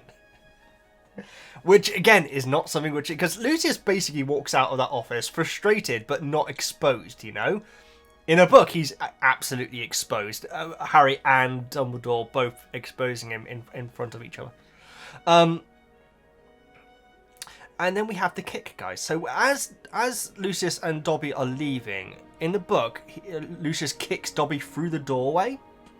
Now, obviously, in the movie, you do have a moment where Dobby is kicked down some stairs and then hit in the back of the head with Lucius's cane, which apparently was ad-libbed, guys. A lot of stuff actually in the scene, in fact, weirdly enough, well, a couple of things in that scene were ad-libbed. But yeah, we do have Dobby getting kicked. Now this is obviously the bit which I guess it makes more sense. Harry takes his sock off and puts which the sock is filthy at this point. It's absolutely disgustingly filthy, and puts the diary into the sock. I guess the book diary was a bit big to do that. I'm guessing that the movie diary, sorry, but the book diary I presume is a lot smaller, so you'd be able to do that. But yeah, it's very interesting because obviously in the movie it's the other way around. He puts the sock into the diary, and in the movie in the book it's the other way around. And Lucius peels the sock off and hurls it away and everything. And Dobby catches it by luck. Like pure luck, right? I don't think there's... I mean, I think that Harry is thinking to himself, I hope this works or something like that. But it's complete luck that Dobby catches the sock. Now, does that really count as being given? Presented with clothes? I don't think... For one thing, guys, that means one thing is for sure. I was going to say hobbits then. House elves cannot do their master's laundry. If that counts, if that counts as a sock landing, but essentially landing on Dobby, as being given clothes, house elves can do all the other housework, but would never. I guess that wizards have to always do their smalls in these houses, because if that counts, the fact that Lucius let go of something, and then the next person to touch it was Dobby, is strange to me. And it really does make me wonder about the rules around this whole house elf master shtick. Is it an agreement in a weird slavish way where elves physically can leave, but they're such loyal creatures that they won't until they've had this thing happen? Or is it actually a magical curse that is put onto them, which can only be relieved by them being given clothes, or at least have clothes land on them? I don't know. I guess only Lucius's laundry wouldn't be able to be done. I guess Draco and... because Draco would be his master as well. You know what? I've never given that a second's thought, guys. What was Dobby and Draco's relationship? You'd imagine it probably was much like Lucius and Dobby's, but we don't have that confirmed. At no point on Deathly Hallows Part 2 does Harry say, oh, by the way, I'm sorry to tell you, but your ex-house elf has died. Not that they have that much dialogue, obviously, between each other at that point, but... there must be fan fiction about Draco and Dobby. I'm going to look that up real quick. Draco, Dobby, fan fiction. Okay, you know how dangerous this is, guys. The worst thing you want to do is type in any two characters from anything. And then type in fan fiction and then look at the images. Believe me. Draco, Dobby, fan fiction. What Harry realized about Dobby. Wandering Little Draco, Harry Potter fanfiction. Ah! Draco remember the time we spent when... oh. Draco remember the time we spent Okay, I'm gonna stop reading that. So I don't think that is actually fan fiction. It might be. You know what, guys? That is something which I hope comes up in the books, because I know that Dobby is in the books more. You guys have been telling me that he's in the books a lot more. Strange choice for the a character like Dobby to not be in more movies, guys. So I know he's a fan favorite. Maybe it's cost. Maybe it was cost. But Draco's relationship with Dobby. You could probably guess what it is, but I'd like to know. I really would. I find Draco a fascinating character, guys. And maybe he does mellow out when he's at home. Because when he's at home, he is the lowest of the low. Sure, he idolises his dad, but I don't think his dad treats him particularly nicely. No, yes he does, though. He does spoil him, doesn't he? Either way, I'd like to know more about Draco and Dobby's relationship. Now, that's not something that I have in my notes, guys. That's just dawned on me at this moment. But, yeah, I would hope that they'd have a bit of a nicer friendship. But probably not. Probably not. So when Lucius goes to attack Harry, obviously we had the moment when Dobby, like pushes him back and everything using magic. But he actually pushes him down some stairs in the book, which is a lot more violent, quite frankly. I'm not surprised that was changed. And Dobby sounds a lot more badass. He's like saying, "You shall go now. You shall go. You shall go now." Like I think he keeps saying it in fact, until Lucius actually does go. And then we have the line, which is in the movie as well, where Dobby says, "Harry Potter freed Dobby." Again, I'm sorry to harp on about this whole rules about how well it's guys, but if Dobby sees that as what happened as Harry freeing Dobby, then surely it doesn't count, because it's Lucius that has to free him. I'm sorry, I'm overthinking it. I'm overthinking all of this. But does it really count as being given an item by someone? Doesn't matter. Doesn't matter. I'm overthinking it. Quite frankly, guys, a lot of this might be explained. So I think that someone's mentioned before that there is a chapter called Creatures. I don't know if it's called Creature's Story or something like that, but I'm looking forward to that because Creature I really like. And Dobby, of course. But yeah, I want to know more about this. So yes. And yeah, Dobby is hugging Harry around the waist, and then he like I say, teleports out, because I can never say the proper term for it. We then go to the feast, guys, and this is done differently. Now this, I think that most of you would agree, the movie does very well. The feast at the end of Chamber of Secrets, the last scene of Chamber of Secrets, the movie. Hermione comes in and she's like saying, "Yes, you solved it, you solved it." Whereas in the movie, she says, "I can't believe you solved it." Thanks, Hermione. That's a really backhanded compliment, isn't it? I cannot believe that you solved it. That isn't what the way that's obviously not the way that she reads it, but the fact that they changed the line from "you solved it" to "I can't believe you solved it" is such an insult to Harry and Ron. Justin comes over and shakes Harry's hand and is like just absolutely apologising for... Oh god, here we go again. Here comes my Hufflepuff rant. I don't think Justin has a single thing to apologise about. He doesn't, right? Okay, I know I'm wearing a Hufflepuff scarf, guys. I know I might be a little bit biased. But I swear to God, he does not have anything to feel... Justin has nothing to apologise for. He was scared. Oh, how terrible. I know Gryffindors are never freaking scared. Justin was terrified of getting petrified. And so he was keeping a wide berth from people that might have been, you know, the people who were doing this. And at this point, Harry was the main suspect. So Harry should be apologising, saying, "Sorry, I didn't make it more obvious that it wasn't me." Justin is a lovely guy. And he has absolutely nothing to apologise for here. He should get house points for freaking apologising, quite frankly. Hagrid turns up at 3:30, which must be AM, guys, because like I say, everyone's in their pajamas and everything.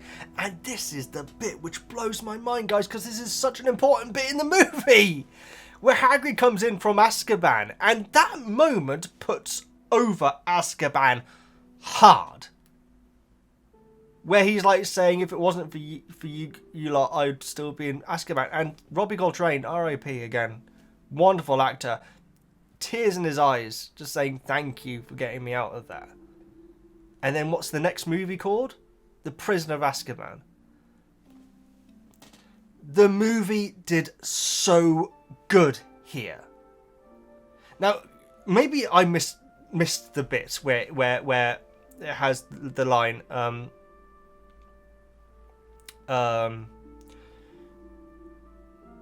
there's no Hogwarts without you, Hagrid. But I'm pretty sure that is a movie exclusive as well. But I'm going to go back to it again, guys. I'm going to go back to it again.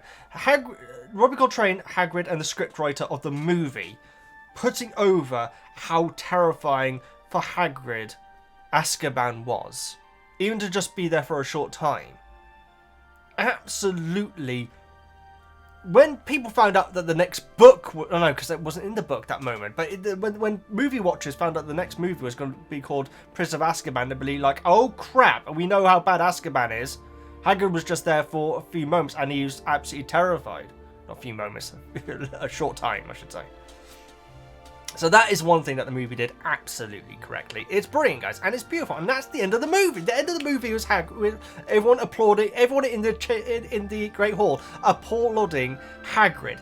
Hagrid, who was the person who was kicked out of Hogwarts, being applauded in the middle of the Great Hall by the entirety of the students there and the teachers. Probably not Snape, or Draco, or Crabbe and Goyle. Or anyone on Slytherin. But it's basically his redemption since he was a child. The fact that he's been allowed back into Hogwarts. He has never had everyone in Hogwarts applauding his return. You can say what you want about the movies, guys. That was a beautiful decision. And I'm going to say it again one more time, then I'm going to move on. The fact that he puts over Azkaban as being this terrifying place where terrifying people are absolutely sets up the next movie perfectly. And that whole bit is a movie exclusive. I think it basically says that he walks in and like pats Harry and Ron on the back so much that they nearly fall into some trifle or something like that in the book. Movie that is possibly... Is that the best decision the movie has made? The movies have made so far. Let me know your thoughts. Is there another moment so far in the movie, so Philosopher's Stone and Chamber of Secrets, which you feel was even better a change from the book? Because I'd be hard-pressed to choose one over that. Anyway. It wasn't the Weasley's owl that was sent for him. Obviously, because there was no delay. Because in the movie, I think it's meant to be like a couple of days after what happened. And so, whereas it's within a couple of hours, Hagrid was back to Hogwarts, which is excellent.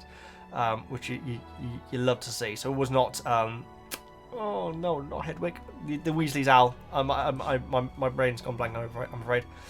So yes, McGonagall's cancelled all the exams. It's actually McGonagall who says that rather than Dumbledore. And we do have Hermione's reaction in the book as well. Oh, no! Which is amazing. Like I say, it's Dumbledore in the movie who says that line, but it's McGonagall who's actually announcing. And again, it's so quickly done. This bit in the book is like boom, boom, boom, boom. Just like little things happening. And several of the teachers, so it's not just the students, but I believe several of the teachers actually start applauding when they find out that Lockhart's not going to be returning as the Dark Arts teacher. Poor Lockhart. I do love him though. And that is where the movie ends, but we have a couple more scenes, or maybe just one more scene. I think it's one more scene. So let's get it done. So yes, Lucius is now sacked as school governor. And we have the train ride home. Now, I wonder if that means that the other movies are going to end similarly. What's the end of Prisoner of Azkaban? What is the end of prison? I cannot remember the last scene of Prisoner of Azkaban. That's terrible. Oh, it's him flying off, isn't it? Yeah. So I wonder if each book ends with the train ride home. It's a beautiful way. It's a beautiful way of wrapping up, guys. It really is. It's such a. You know what it's like. I guess this is okay to say. With Lord of the Rings and The Hobbit, how it starts and ends in the Shire. I really like the fact that the first two books have ended with them on the train ride home. It's just like, and relax, everything's over for the year, see you in the next book. It's a really nice way of doing it. Whereas obviously in the movie it just ends with Hagrid being applauded. But again, I'm not criticizing that. I thought it was a beautiful decision for the movie. So yeah, they're playing Exploding Snap. Now, I hope I get this right, guys. I apologize if I'm wrong. This is fascinating. So last time I explained what Snap is to anyone who doesn't know, because I thought that maybe it'd be a very British game. And I got some wonderful comments. I think it's fear, but I think I may have got another one as well, saying that apparently in the German version of Harry Potter, it always refers to Exploding Snap as Exploding Snape. Which is amazing. That's very Fred and George. You'd imagine that Fred and George came up with the game. In the German version, it's called Exploding Snape. So you would imagine that Fred and George came up with this game. And I'd love to see what the rules are to Exploding Snape. But yes, apparently that is actually what it is. Maybe Snap is such a strange game to have to explain that it just didn't bother and just changed it to being something on topic. In universe, I should say. But yes, in the German version, Exploding Snap is called Exploding Snape. That is a fascinating little bit of information that you guys filled me in on. So thank you so much for that. And yes, Ginny tells everyone in the blooming cart, because Percy's not there, that Percy has a girlfriend, Penelope Clearwater, which is so nice, guys. The fact and oh man, I really like that. As soon as she said it, Fred drops a stack of books onto George's head. It's an amazing visual.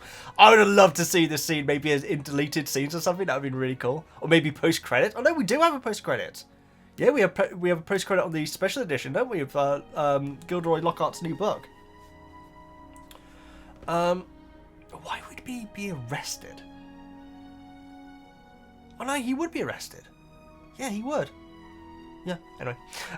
Would he?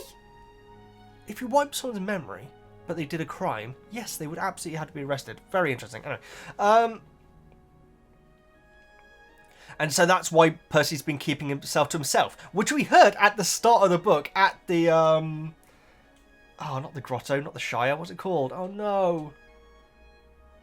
Oh no! Don't look it up, Veggie. Where the Weasleys live.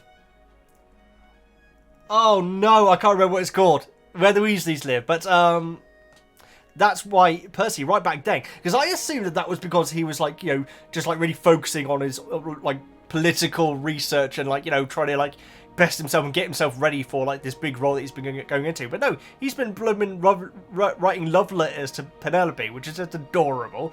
Really love the Percy stuff in this book, guys. The Percy has been one of the shining stars of this book. I've got to say that, guys. He's been massively improved by it. Massively. I think he's absolutely great in the book. I know that surprises some people when I say that, but you have to remember, I've only seen the movies, and so experiencing this for the first time, Percy is just so much better done in this book in particular. So it start with a H. Oh, I need to look it up. I'm sorry, guys. No, I don't. You know what? You tell me it in the comments. No, yes, I like to do this like midpoint late in the video. So if you got to this point, start your comment with the answer to the question. Just the word, whatever the word is. Just say the answer to the question. Where is it that the Weasleys live? Just put that word at the start of your comment. Don't explain why you put it there. Just put that at the start of your comment, and then start the rest of your comment underneath. I can't think. It doesn't matter. It's not Shire, is it? No, of course it's not Shire. Right. Back to your stupid list there, Veggie. You're nearly there. So yeah, that's why he's been keeping quiet and everything. And yeah, Ginny walked in on them. So again, I did have a dirty mind. Or maybe that's the point. Maybe that was the point. Maybe we were meant to older people reading the book thinking, oh, hello. But yes, I know that me and several of you have said that that's what you thought was going on. When you read that part of it, but no, he was with Penelope, which is very nice. We hope we hear more about Penelope.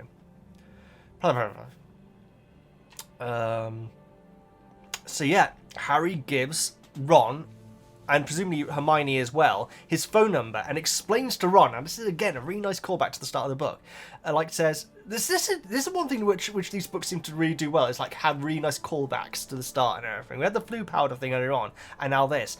How earlier on, whilst Harry was at the location, which I can't remember the name of, Arthur is like really interested to find out about telephones, and like Harry's having to explain it, not Harry, but it is explaining how phones work.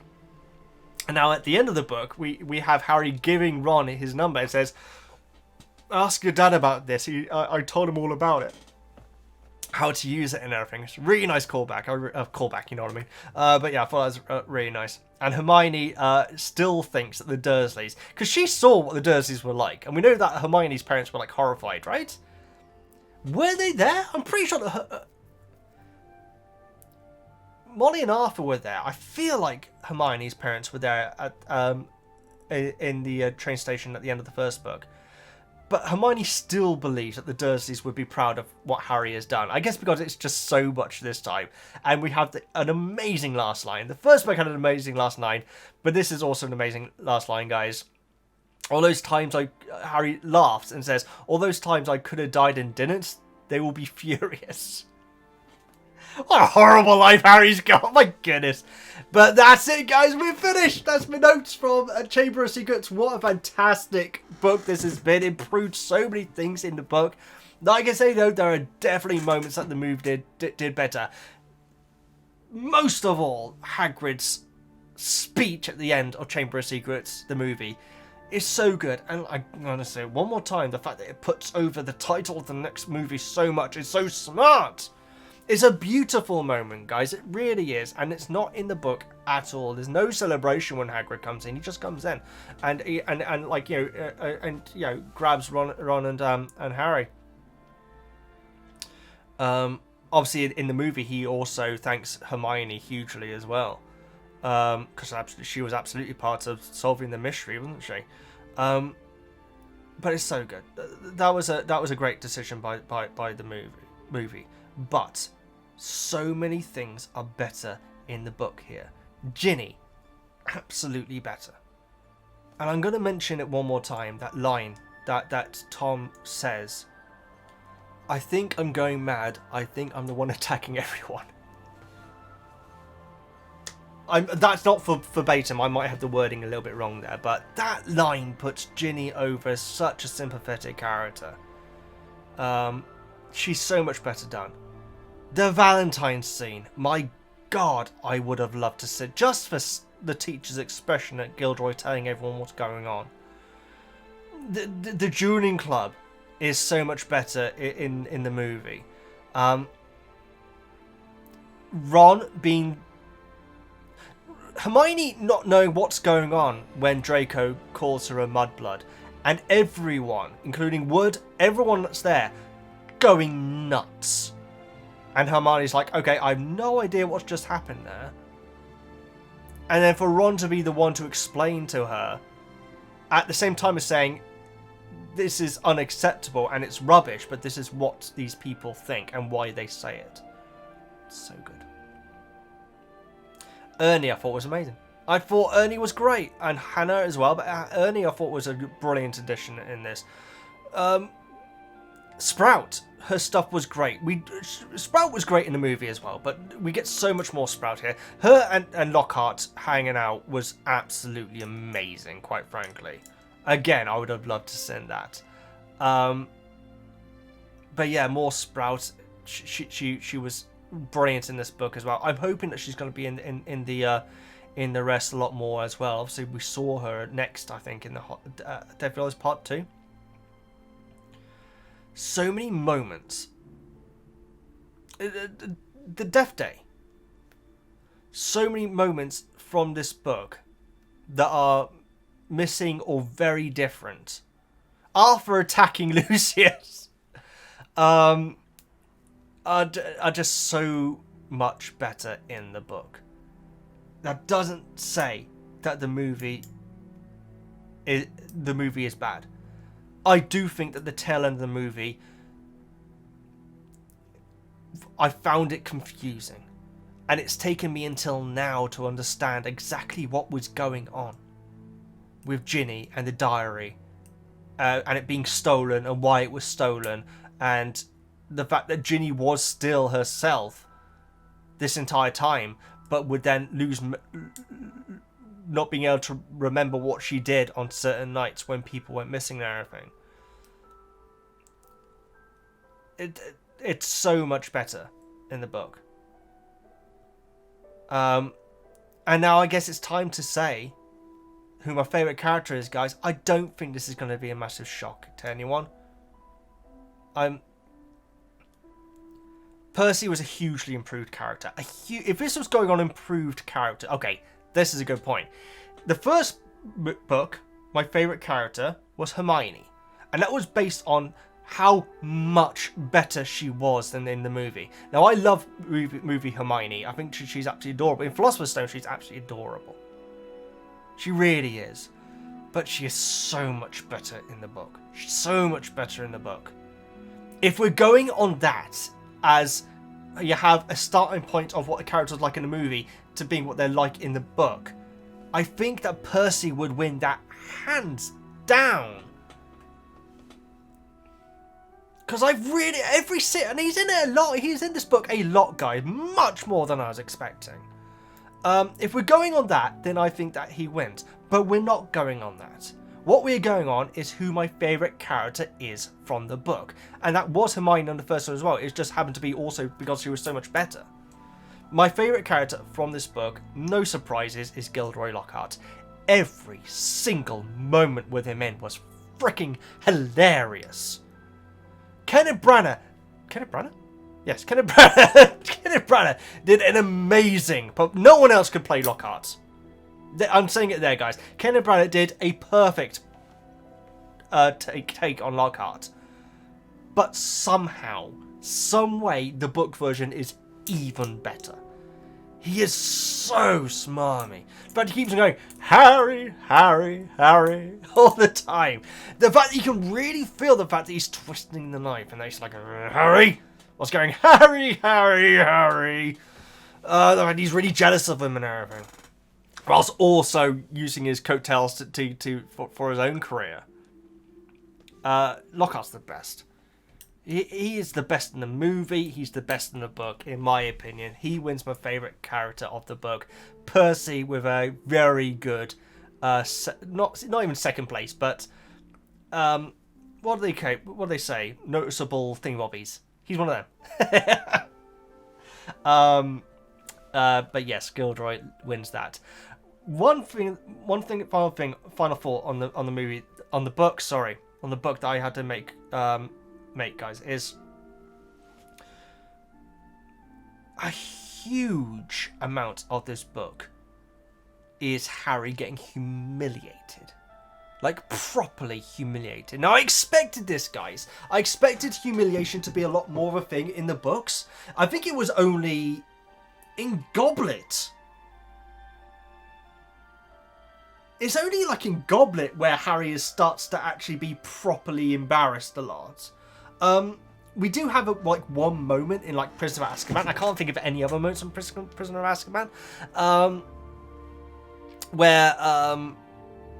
Where Draco is like getting all up in Harry's face and like says, not Enforcer. Oh God, what are they called? D. Oh no, my memory's gone completely. Dementor. There we go.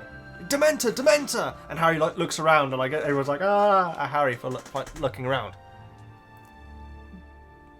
And then obviously in Goblet, like I say, there's a whole thing about trying to find a date and everything, and him feeling like very nerdy and embarrassed. But Chamber of Secrets, the book, and this is definitely book exclusive.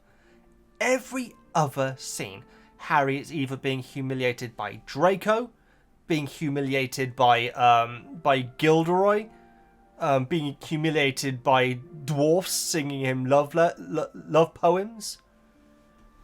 He is absolutely humiliated throughout the entire thing. And that's an important... It's being humiliated at school, guys, is obviously something which is your absolute worst nightmare, is being humiliated in front of your class. I'm sure that a lot of you know what I mean. That is like that you're just going through school life. Maybe it's because, you know, my autism, something like that, but just being terrified of anything going wrong where people are going to notice you. You know what I mean? And this book does that so well. And it happens so much. Throughout the entire book, Harry is just getting humiliated. And you just don't have that at all in the movie. Like, I don't think in the slightest. There's no moment where... Like whenever Lockhart's around, Harry's always like... And again, this isn't... I'm going to go Daniel Radcliffe in the slightest. It's the direction that chooses this. He looks a little bit confused. Yeah, he looks confused. Whereas in the book, he's desperately trying to get away from him. One perfect example is the photograph of that Colin takes of Harry and Lockhart. And the image, the picture Harry is basically out of shot, and Lockhart's like trying to drag him like into shot and everything. Harry's just terrified of being even more humiliated. And so the theme of this book to me is humiliation. It really is for Harry, and he just doesn't have any of that. So I'm not going to go into this whole rant about book Harry again, because I do think like that is definitely going to be changing going forward, because Harry instantly becomes so much more of a fleshed out character in Prisoner of Azkaban. But Harry in the book is just so... He's not humiliated. He doesn't seem terrified. Again, internal dialogue can really help that sort of thing be put over. But when he's heading towards the Chamber of Secrets, he is absolutely terrified. I think, yeah, he like says to Ron, if I don't come back... If I'm not back within an hour, and he literally can't get the words out. So yeah, Harry is much better done in this book as well. But I think that was always going to be the case. I feel like that's less of a surprise to me than Percy. Percy, I had no idea that was going to be the case, but Harry is so much better done in this book as well. You know, as are most, if not all the characters. I'm trying to think, is there a character which is better done in the movies? Yet? Probably not. No, probably not. And again, I'm not having to go to movies, guys, but this is the whole point of me doing these videos, is like, you know, comparing and so on.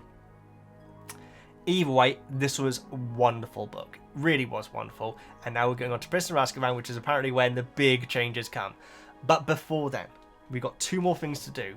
We've got to go over the poll, which I put on the Patreon. That's a lot of P's. And then we got the book club. And so let's go over to the Patreon now. Okay, so this is the Veggie Gamer Patreon, guys. Like I say, you can go over and pledge as little as you want and be a part of these polls, as well as the book clubs and like the movie reactions and everything. I don't want to do tiers. I don't want to say, okay, you fans can watch... I don't even like using the term fans, but like saying you fans can watch this stuff, but the ones who pay the big money, they can watch. That, to me, I don't like that, guys. I'd rather have everyone just pay as little as possible and everyone be able to check this stuff out. So if you want to, it's here. But yes, this is the poll that we ran. Had 164 votes. Thank you all so much. That's wonderful interactions. And the poll is... We do have some comments as well, but I'm not going to go into them just because we do have the book club to go. But we do have like 17 odd comments about the different moments, including suggestions of different moments. Yes, here we go. This is what I was saying about the last month of summer with the Weasleys. In fact, I'll read this one because Michelle... this basically covers something which other people did vote for. So, and also shout out to Milo as well. Mio, sorry. Harry spent the last month of summer with the Weasleys, or the Mr. Mason freaking out, Mrs. Mason about freaking about the birds over after the owl went was sent to say no more magic. Very good point. It feels like a long time ago, doesn't it? It was a long time ago, Veggie. That's why. Or how all Harry ate for a day was tomatoes in a tin for punishment. Actually, that does remind me, actually, that other people did vote for the what is it? The gnomes. The denoming, which is a great one again. Okay, I should really say what the poll is. The poll is Harry Potter poll. What book scene would you have most wanted to see in the movie? Like I say, some people did see the denoming. It's not a ceremony, it's just the denoming, which apparently is in the video games, guys, which I do want to get to. So look forward to that. But these are the options that we had: Arthur and Lucius's Battle of the Bookshop store. St. Nicholas's 500th Death Day, Hermione learning from Ron what mudblood means, a more book-accurate dueling club scene, Lockhart's Valentine's Spectacular, and other with 3%. So thank you everyone that took place in this. Like I say, you can read more in the comments if you go to the Patreon. I actually haven't voted yet. I may as well do it live. I mean, the way that I worded it is probably going to be hinting towards it. It's Lockhart's Valentine's Spectacular. I thought it was one of them. I really did, guys. And the thing is, all these moments would have been so good. But like I say, though, it was already second, wasn't it? It was already second, yes. What a close one between Sir Nicholas's death. You know what, guys? I thought Sir Nicholas's Death Day was going to absolutely walk this poll. I actually did. I thought he was going to absolutely walk it, but it ended up coming third. Even without my votes. Second place, Lockhart's Valentine's Spectacular. Again, I'd love to see it animated. Oh, someone should do that. I'd love to see that animated. Or maybe even like acted out would be really cool. Much like that, the versus the Marauders. That'd be cool if they had the Valentine's scene done like that. But it's a pretty big chunk of the vote, guys. It's a pretty big chunk of the vote, with 35% of the vote. Hermione learning from Ron what mudblood means. Now, I think that this has been voted on the most because it is a gesture of the things which a lot of people really don't like about the movie.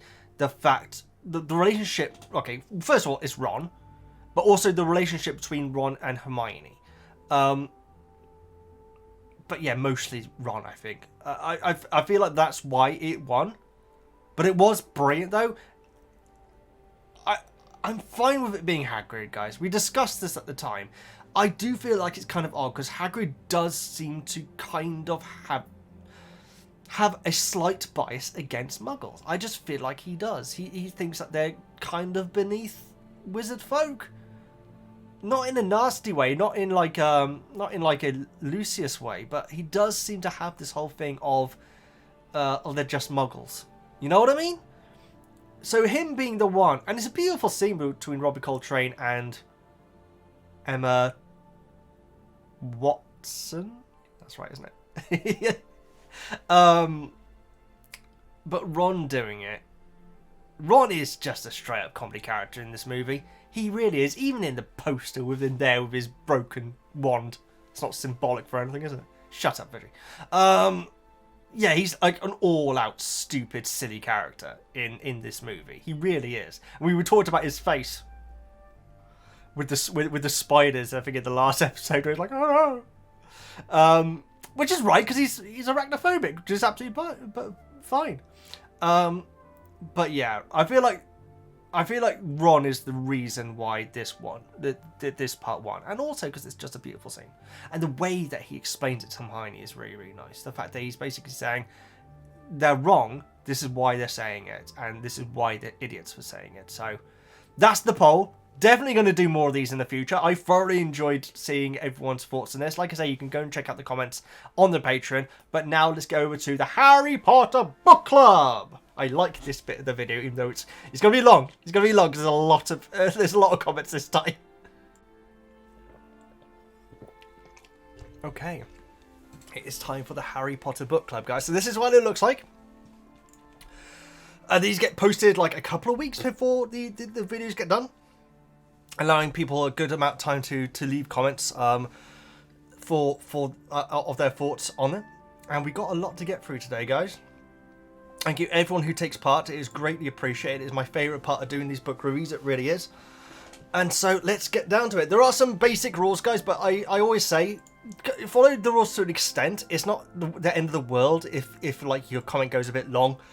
I would ask you to not mention things which happen in the future, because obviously there's certain things which I don't know about from the book. But other than that, just common sense is absolutely fine, guys. And again, it's not the end of the world. So just read through the little blurb there and then leave your comment underneath. So we start with Ghost of Omsk, I believe. I'm out of breath. That's ridiculous, guys. Just went out and let woozle out into the garden. I'm out of breath. It's ridiculous. Be those sausage rolls again. Okay, I love the fight against the basilisk in the book because it's much more realistic, and you really become you really become the feeling that he would have died without the phoenix and the sword. And the dialogue with Dumbledore and Ginny is also great. Well, let's go into this first part first, because you make a very good point in Ghost. To me, it really feels like a fight between Fawkes and Tom. It really does, and that's so different. And you're right, Harry absolutely would not stood up any chance. It's essentially luck that he gets out of there. But yeah, it really is a lot more Fawkes and Tom. The dialogue with Dumbledore and Ginny is also great. It explains how it was to be possessed by Voldemort, and it shows it much more Dumbledore's plan of the whole quest to defeat Tom Riddle's memory. Exactly. Well, this is the thing with Dumbledore. You know he's always at least 5 plays ahead of you, like the whole chess saying, you know. Several steps ahead of where you are. But the Ginny explanation is so good. So good. I'm going to say that line one more bloomin' time, guys, because it gets me in the feels whenever I bloomin' read it. I've lost it again. How do I keep losing the line? I should be able to say it off by heart by now. Be near the start. I think I'm going mad. I think I'm the one attacking everyone. So sad. So sad. Yeah, it's so good. And you're right. It really does put over Dumbledore as being being a part of Dumbledore's plan, which I think even in the movies I'd figured out that was probably what was going on at this point, but it's so much better here.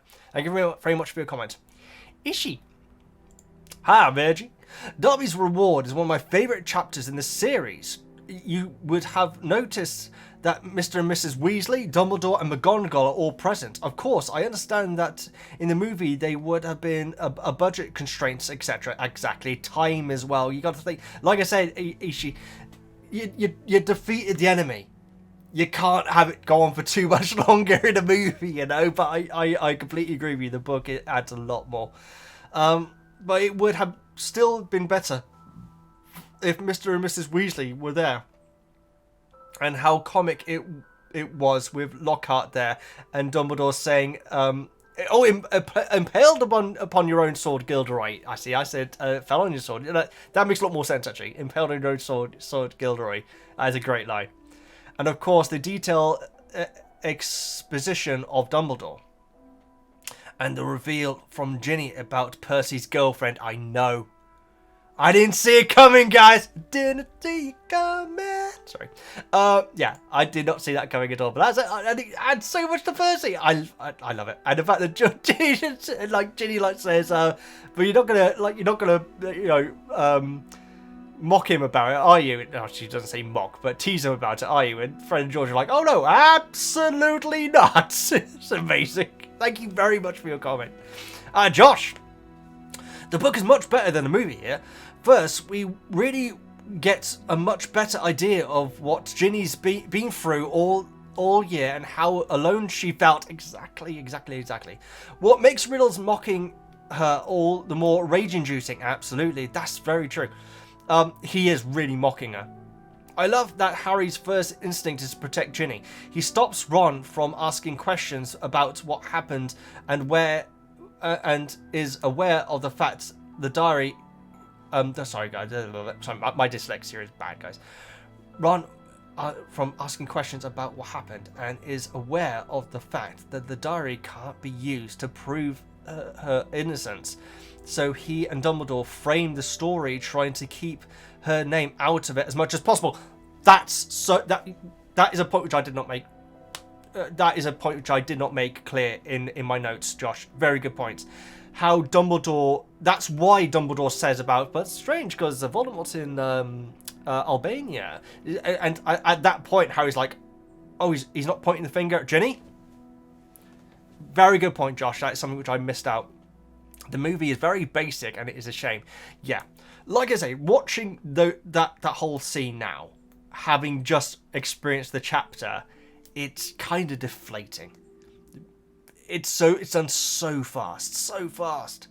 But yeah, great point, Josh. Thanks for reminding me about the fact that they framed. That's a great way of putting it. Framed the narrative of the story around for it to not be pointing at Ginny that's a great point.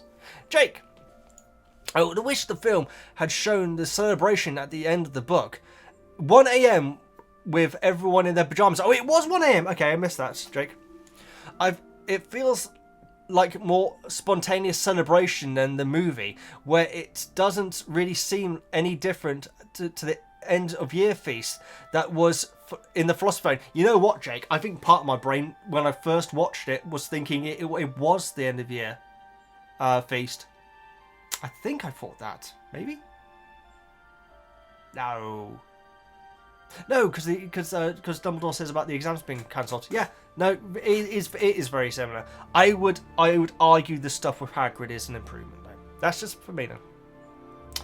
Also, slightly alarming that Harry couldn't decide whether Hermione and Hagrid being alive and well couldn't decide whether Hermione and Hagrid being alive and well is better.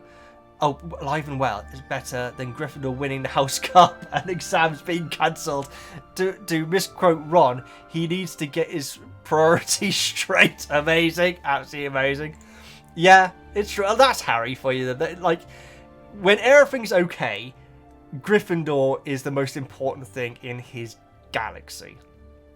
So yeah, it's true. That's once he saved Ginny and banished Tom, and Dumbledore said, "We're gonna go and get Hagrid back," and all the petrified are being cured, he can then go back to his "Hey, Gryffindor" self. Very good point, though. One last thing. It was in the previous chapter, but what do you think of Stephen Fry's pronunciation of Obliviate? I laugh when I hear it. Oh my goodness, I did. Okay, Jake, I got to admit, I didn't listen to Stephen Fry's for that bit. I need to go and check that out. Okay, thank you very much. I will make a note of that. For that, yes, I need to check that out. I need to be listening to more. You know what, guys? I have to admit, most of this book I did listen to Jim Dale. So next time I think I'll do Fry just to level it up. But yes, I need to check out that. Oh my goodness. Because I did hear his Gilderoy was amazing. But then again, Jim Dale's Gilderoy was amazing as well, though. Okay, I need to check it out. Thanks for the great series. Looking forward to The Prisoner of Azkaban. That was always my favourite book growing up. You know what? You're not alone. You're not alone there, Jake. Thank you very much for your comment. Anna Marie. I really wish the film had done the scene with the sock in the book. I do think it makes more sense. I know it seems a small thing, but having a sock encased in the book instead of it being inside the book is a difference between intentionally freeing Dobby movie and thinking so lowly of a creature that you would forget that clothes freed him. Oh, I see. So you reckon he threw it in Dobby's direction, so like, you deal with this sort of thing. That would make more sense. Actually, that would make a lot more sense. Yeah, that's true. And also, handing. Okay, we're going to go back to the house elf thing again. Handing a house elf a suitcase which has some clothes in it. That surely cannot count as freeing your house elf. Right? I'm going to be watching these other chapters like a hawk when Creature is around, guys. I also feel that Ginny was given a huge misservice in this movie. Oh, absolutely. This is honestly a huge deal later on, but the parts with Ginny truly start to set up everything that leads to her and Harry's relationship later. Oh, I'm looking forward to that, Anna Marie. I mean, we had it to... Obviously, Ginny is absolutely obsessed with Harry. Well, not obsessed, but definitely fancies Harry at this point, or is smitten with Harry. I haven't got any of that other way around yet. Well, I guess he kind of does. But then again... I feel like Harry is more worried about the fact that it is a Weasley that's...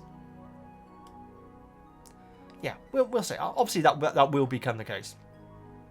Great comment, Anne-Marie. I should say, guys, I don't read the replies, but these are great places if you want to have spoiler chat, because I don't read the replies. I only ever read the top comments. So if you do want to go into conversations, and the conversations are always awesome. They seriously are always brilliant. They're always very respectful and friendly.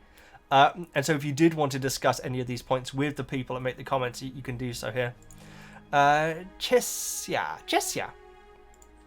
I love the reveal of Percy's girlfriend, although I feel sorry for Percy as he didn't feel able to tell his brothers about Penelope. Very true. I think it's notable that Percy's girlfriend is a half-blood witch and that her life was saved by a muggle-born witch, Hermione.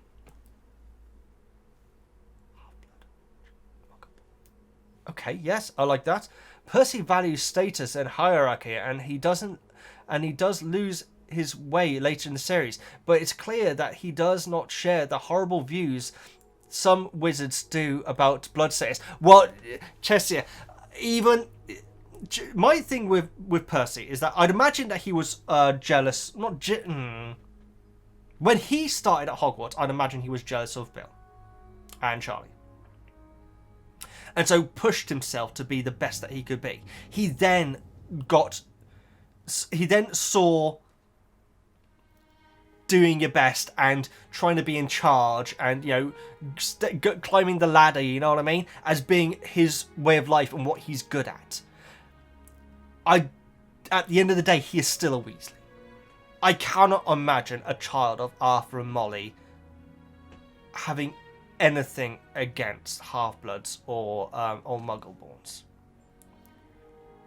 And you make a very good distinction between the fact that he is so driven about status and hierarchy, and you'd imagine that most wizards that are driven by that would probably look down on anyone that they can, especially half-bloods and muggle-borns.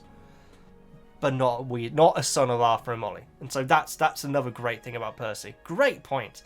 I also love Lockhart's line, I'm a professor. Goodness, I expect I was a hopeless one, wasn't I? There it is, thank you very much. And again, was that his real self-loathing coming out? I don't know. Excited to hear your thoughts, Veggie. I always look forward to your videos. Thank you so much, Chessia. I hope I'm saying your name right. As I hope I say the next person's name right as well. Yul? I wish we could have gotten some Ginny point of view in this scene, in this series.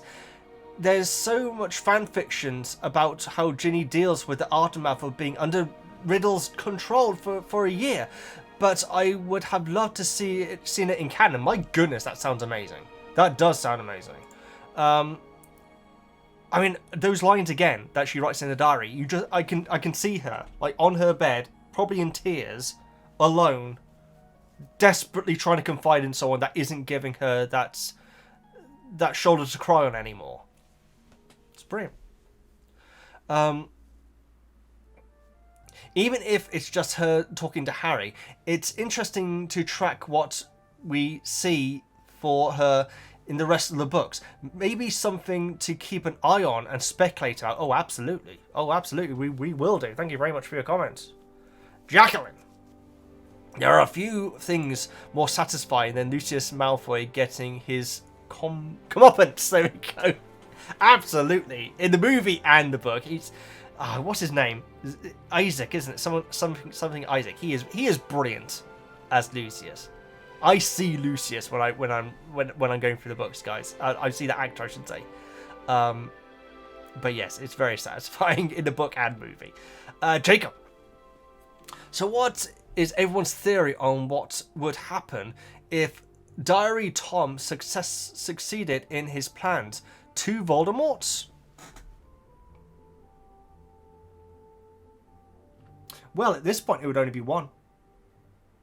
So, I'd imagine that Voldemort in Albania, if Dumbledore wasn't joking, or making that up, I should say, would be catching the first flight back to Hogwarts and bobbing on the back of his head.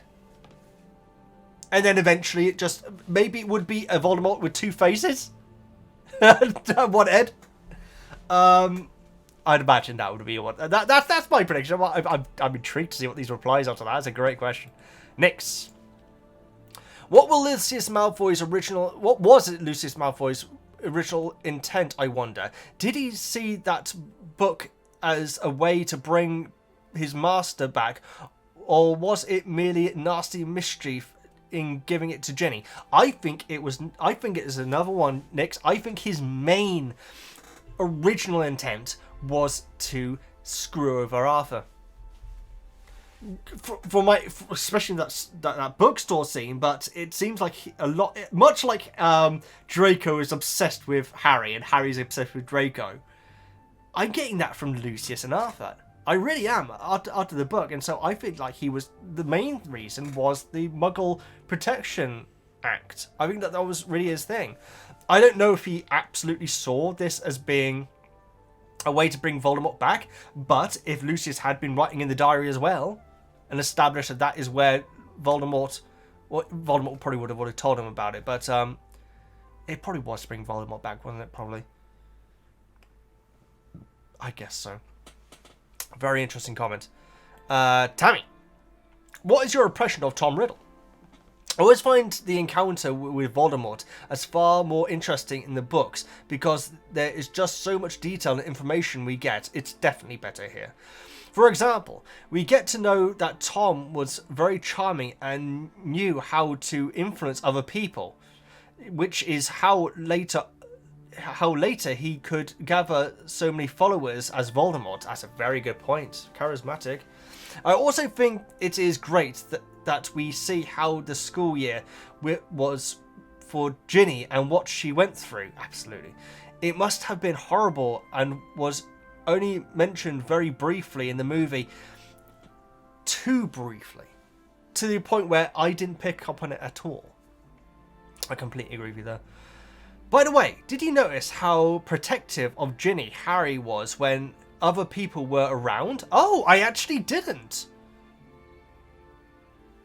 Draco with her diary and everything, yeah. Yeah, I actually didn't. That's a very good point, Tammy. It is a nice addition as well that Molly and Arthur were called to Hogwarts. I think never trust anything that you can't... that can think for itself if you can't see where it keeps its brain. It is an amazing line. And again, it's such a strange line to Muggles, but in Wizards, I bet that's like a really common thing. Particularly with Arthur, of course, but yeah, that is an amazing line. P.S. Did you catch that Voldemort is currently hiding in the woods in Albania? Keep that in mind. This detail will become important in later books. Oh, okay, cool. Thank you very much, Tommy. Tammy, sorry. Sorry, Tammy. Very interesting. Okay. Rebecca.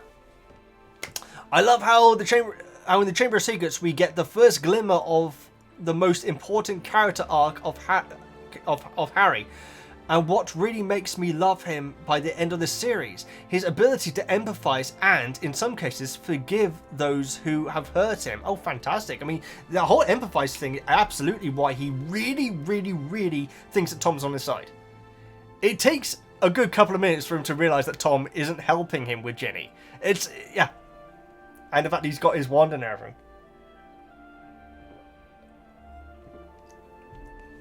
I like that about forgiveness, absolutely. And of course, that's at the end of Order of Phoenix, where he's like saying, "I pity you" and everything. Yeah, we'll get there. We'll get there. After Tom Riddle's speech gives Harry so much more process.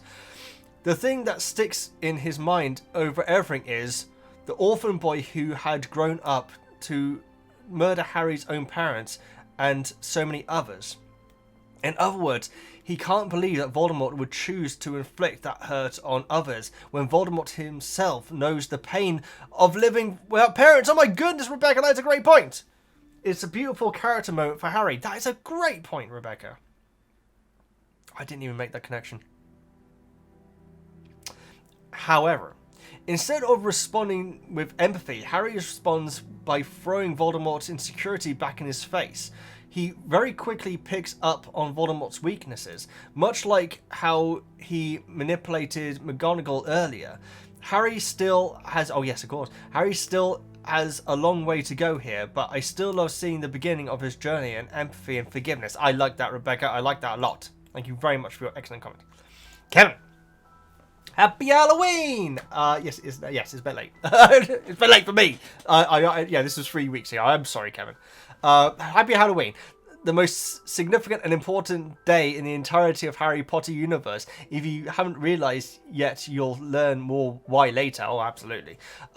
Also, I always love this book for how much it casts Percy as a likely heir of Slytherin.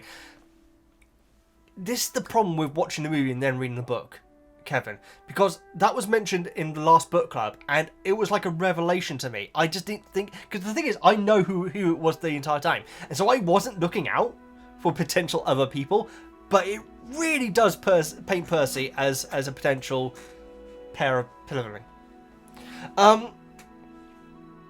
Secluding in his room all summer by himself, reading books called Prefects Who Gain Power. Very good point. Mysteriously being around often when things happen, he really was, which would make sense as he's a prefect, and Ginny catching him doing something, all for it to be revealed that he just has a girlfriend. It is a great payoff. That is a great payoff. Also, as I'm sure you realise now, the reason he was so distraught about Ravenclaw prefect was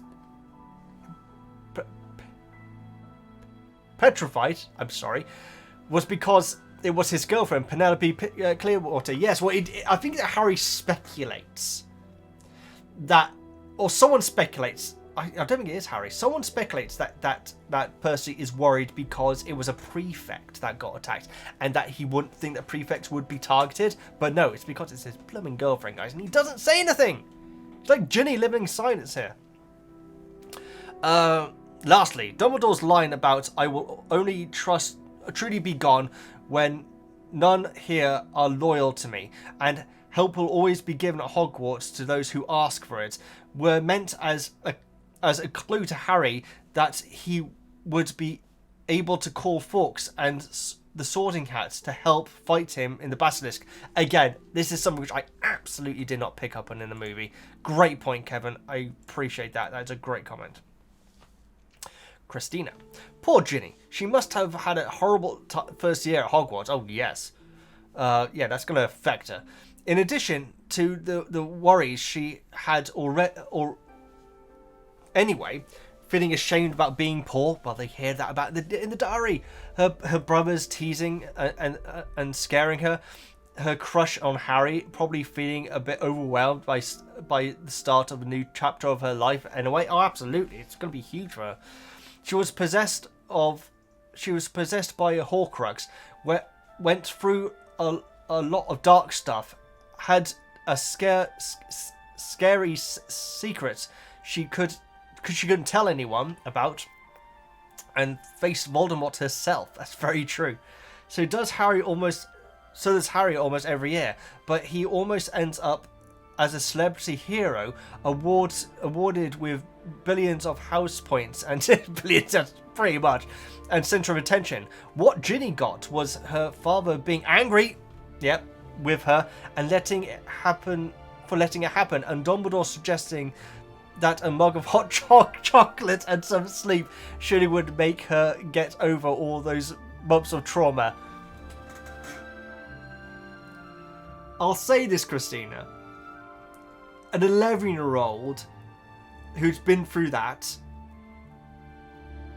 being in a warm, safe bed with her parents and a cup of hot chocolate would probably be better than being heralded a hero for her.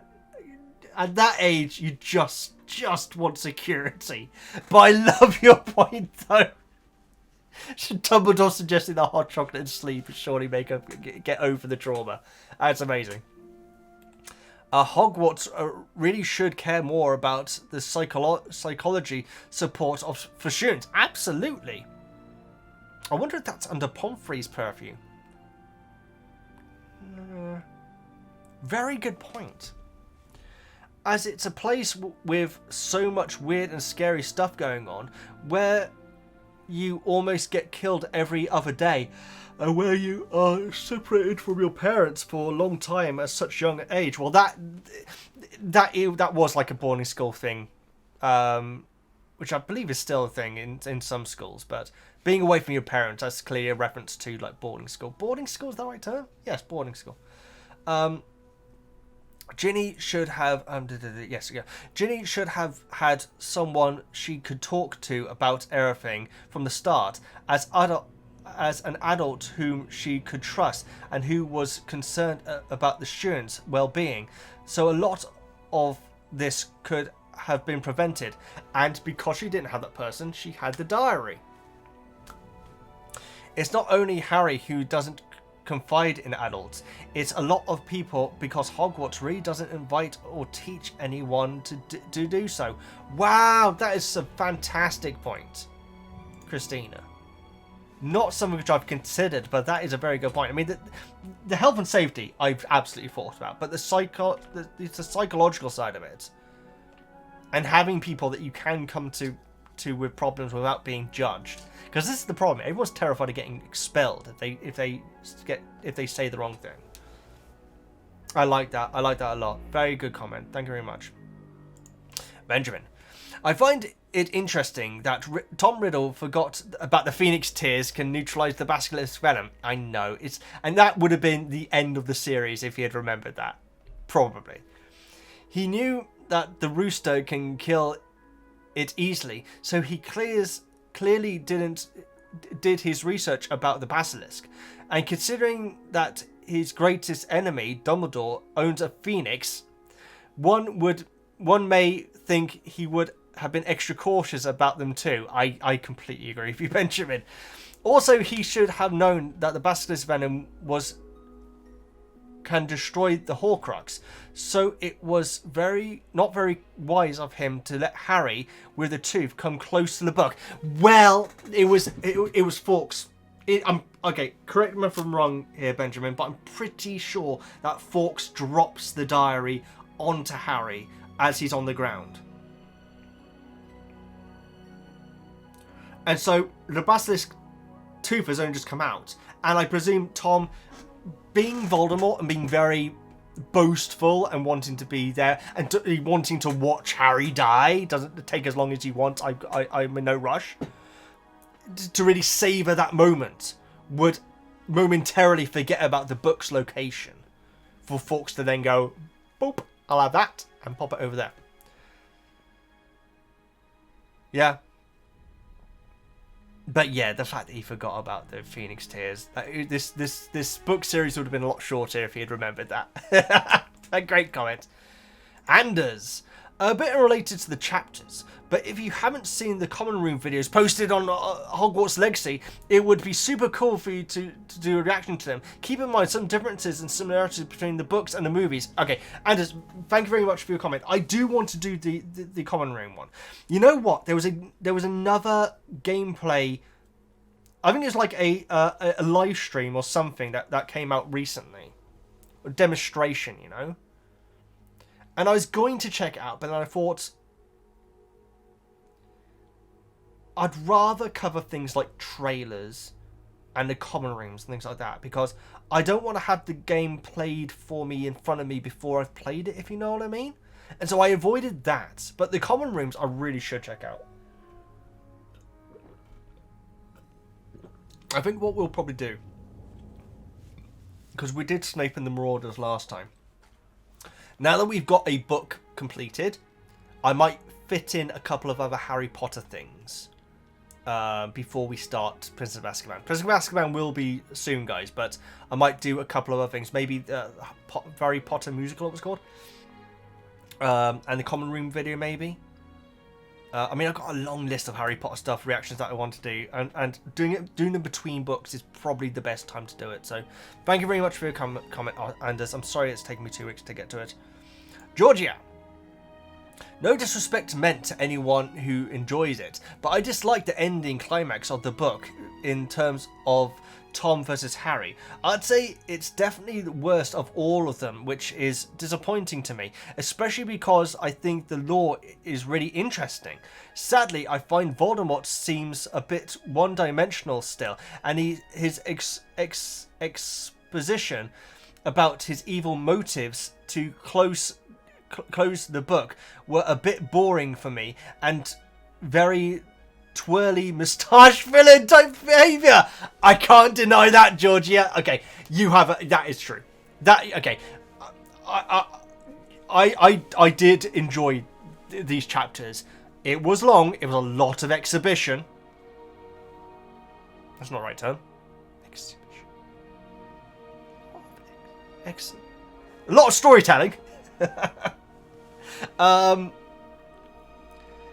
And my point about it's like what I was saying about earlier on. Tom is I can't say that. Tom is very happy. Tom is delighted in this chapter, guys. He's having a whale of a time. He's laughing his head off. And that is the whole twirly moustache villain. That is a great way of putting it. And you know what, Georgia? If this is the worst out of the series, that's not a bad thing. That means that the other ones are going to be really good, so I'm going to be looking forward to them. And this is clearly not Voldemort. I'd say that way too many times. This is clearly not Voldemort. That's what I meant to say. So he is still this kind of one-dimensional character. I would say the fact that Harry does draw comparisons alongside him and Tom does flesh him out quite a bit. But there is a lot of lore dumping in this chapter. I can't lie. I think he wasn't fully realised yet as a character. I appreciate him more later. Well, that's fair, Georgia. Quite frankly, he's not fully formed as a person either. As in, he's all what was it? Wiggly lines or whatever it is? Blurred around the edge, not wiggly lines. Blurred around the edge. It's not that I don't like any of what is being done in terms of the origins, etc. Because I think Voldemort has a great backstory, but more how it's shown presented to the reader by J.K. and Voldemort himself. I'm disappointed more every time I reread, especially because I enjoy the general mystery and group hijinks over the year. I think this is an absolutely fair take on it, Georgia. But I do love Harry's parallel to Tom, especially as the playing field is leveled due to him due to being more similar age in this one. That is a good point. That is a very good point. Something about Tom being what if in how Harry could have turned in his life is very powerful. That's a very good point. Sorry for the negativity. It's not negativity, it's your opinion. Love the videos, Veg. P.S. I love Dobby so much. Don't we all? Don't we all? Apparently Dobby's monument in Stillwater... Stillwater? What's Stillwater? That's from Arcane. I went to Dobby's grave last year, guys. I made a video about it if you haven't seen it. It was a lovely experience. And days after getting back, there was something in the news about the monument potentially being moved. That has now been cancelled for the time being. People are being advised to not leave socks there anymore. I left a Hufflepuff stone, which you can see in the video. But yes, I thought I'd just give you that little update. But thank you so much, Georgia. Is that your second comment, Georgia? No, I'm clearly... Okay, I apologize, Georgia. I don't know why I thought I'd read yours already.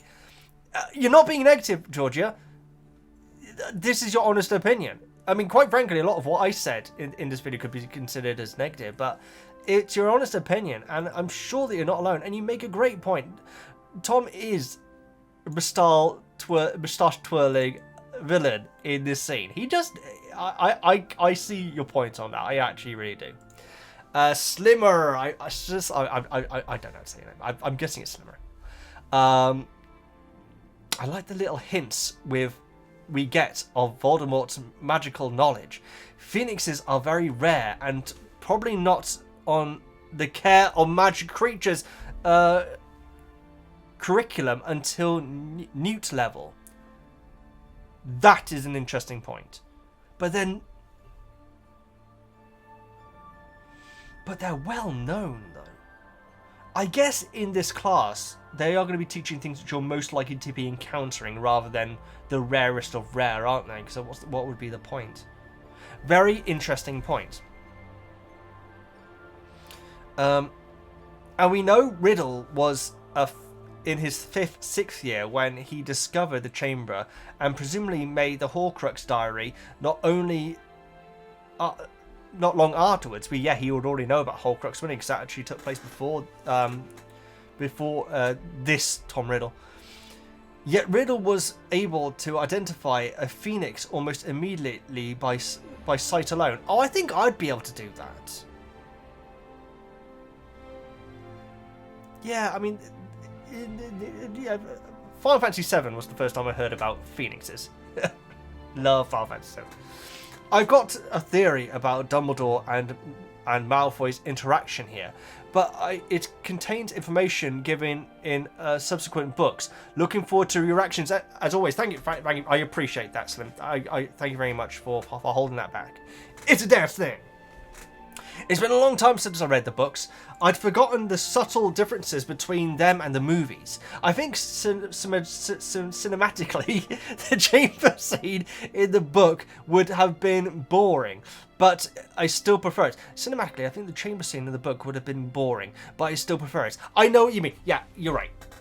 You can't have it as dark as it's meant to be, because you wouldn't be able to see anything. It is just meant to be a very, very huge, very, very dark, creepy room. The one from the movie is so Mortal Kombat 2, I can't even describe how much Mortal Kombat 2 it is. And I loved it. It's certainly not a bad thing. There's something about Tom Riddle that I prefer in the movie. In the movie, he is disgusted and angry the whole time. He is, yes, absolutely. But somehow, that seems more like Voldemort's MO than Tom's. Especially as Tom isn't... Because when Voldemort gets back to full fat Voldemort, he starts to be all cocky again, doesn't he? Because he knows that he's got Harry exactly where he wants him.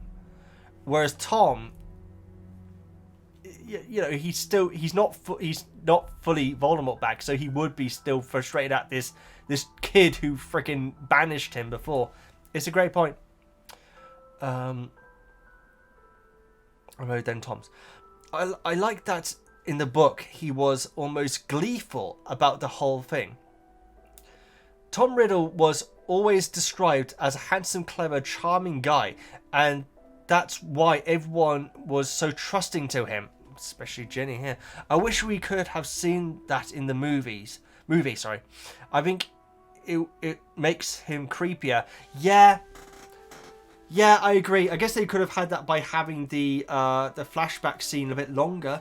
It's not that long in the book, quite frankly, but we do hear more about what he was known like as a person in the book, which obviously adds to the reason why Harry completely trusts him, even to a fault.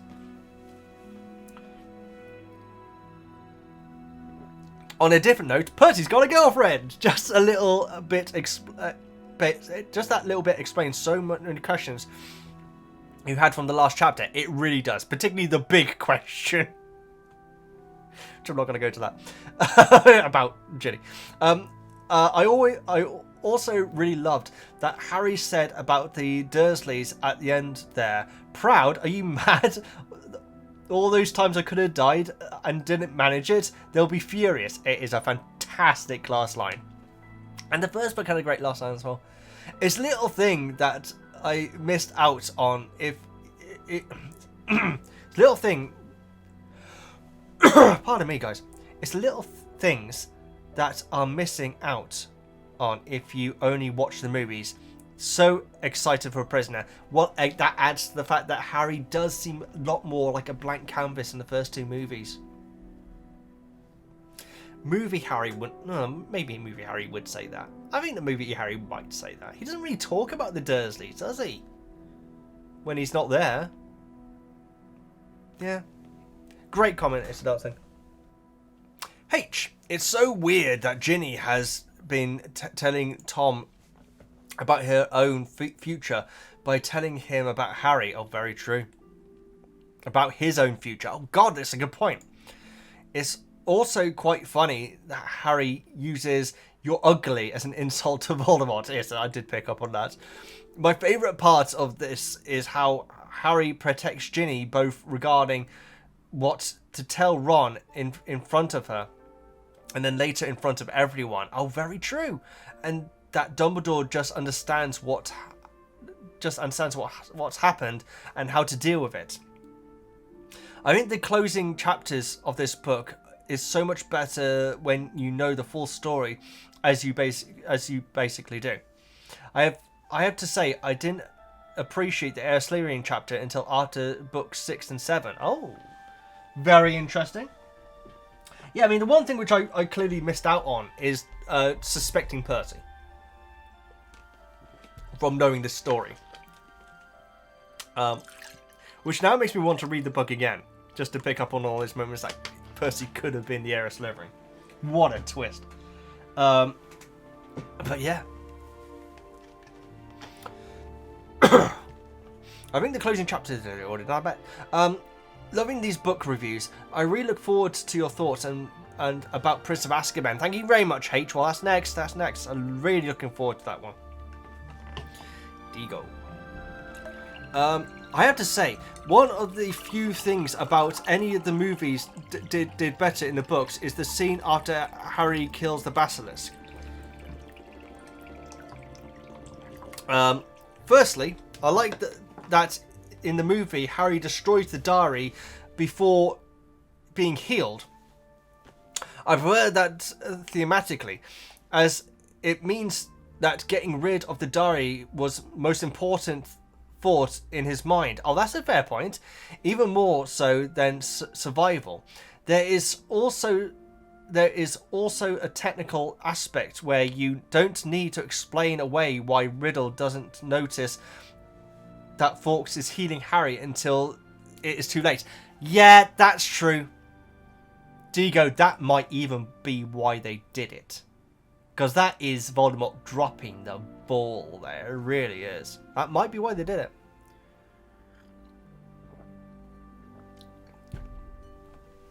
it.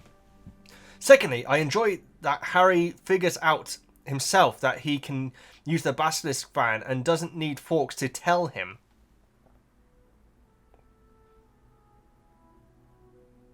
Oh, in the movie. Yes, in the movie. Yes, you're right. Yep, you're right, Diego. That's very true. I personally also enjoy how they elaborate on the fight with the basilisk in the movie. But that's just my personal taste. Oh, absolutely. It's wonderful to hear it. And it's also pretty much an exception. Since in most other instances, I don't really like it when the movie stretch out action scenes from the books. Yeah, well, that's one thing the movies will always do, isn't it? Is have extended action scenes. And lastly, I noticed something I never thought about before this reread. I understand that Fawkes is a phoenix and able to lift them up. But how on earth is Harry able to hold on to combined weight of Ron, Ginny, and Lockhart? I swear to God, Digo, you make a very good point. When I got to that point in the audiobook, I was trying to envisage who was holding who. Because from what I'm gathering, 2 people are holding Ginny.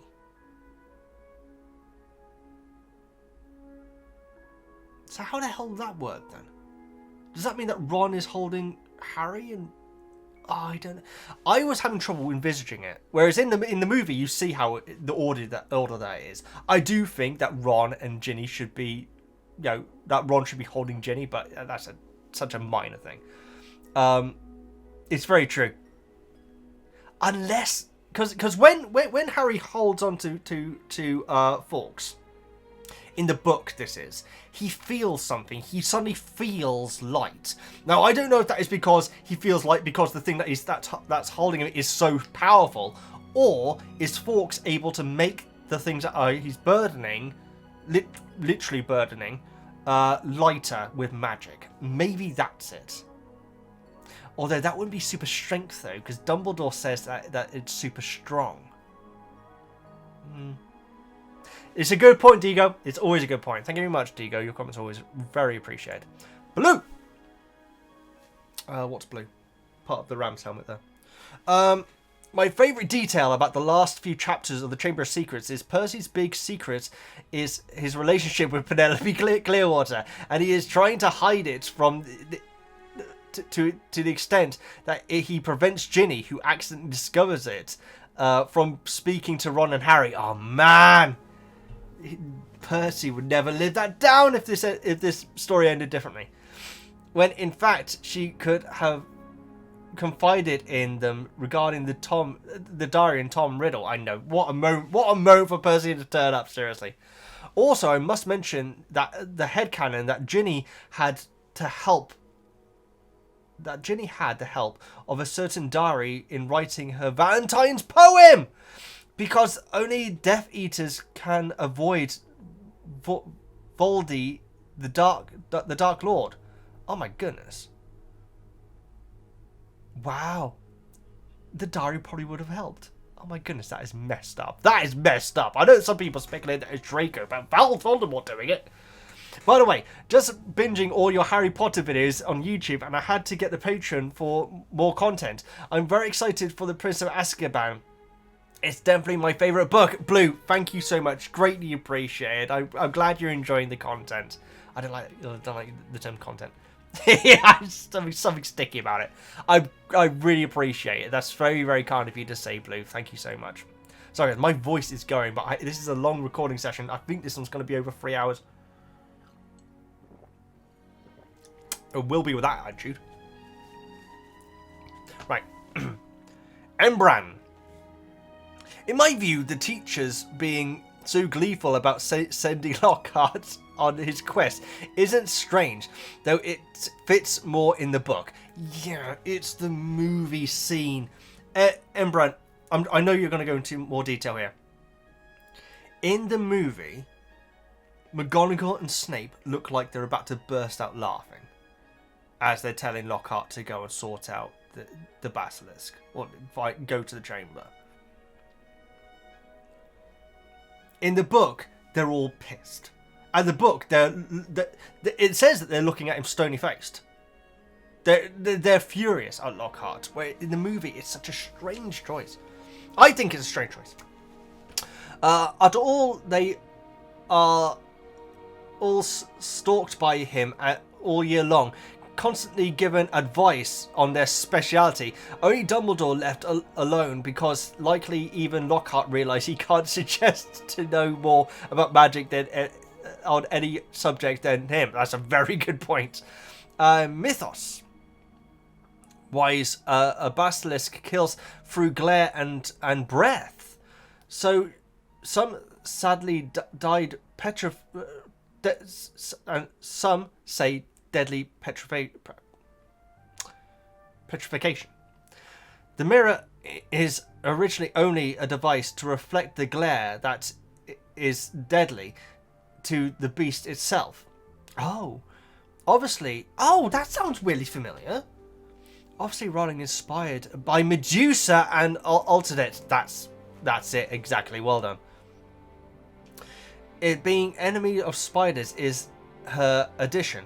Props to you comparing it to Beast version of the He Who Must Not Be Named. Never considered that. Well, yes. Well, I mean, the chapters kind of made that point, but yeah, it's a very interesting comparison. The fact that the basilisk is to spiders what Voldemort is to, and again, that puts over Voldemort even more. It really does.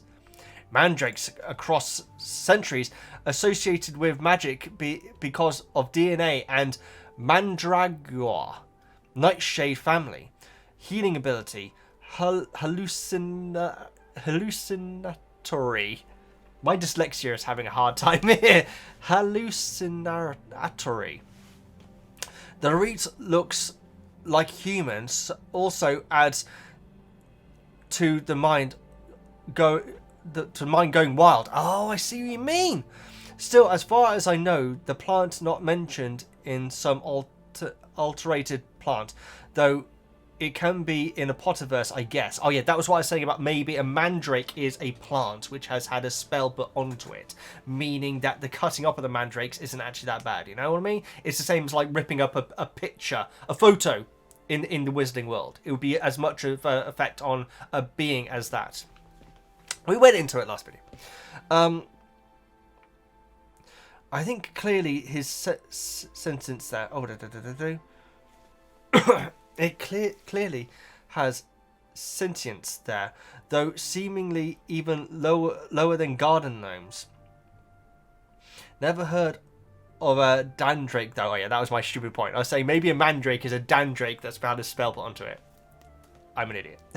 I feel Harry technically could have commanded the basilisk because being a Horcrux and therefore a soul fragment of the real heir. He does try it as well, doesn't he? In the movie, he tries it at least. And Tom's like, you can't do that.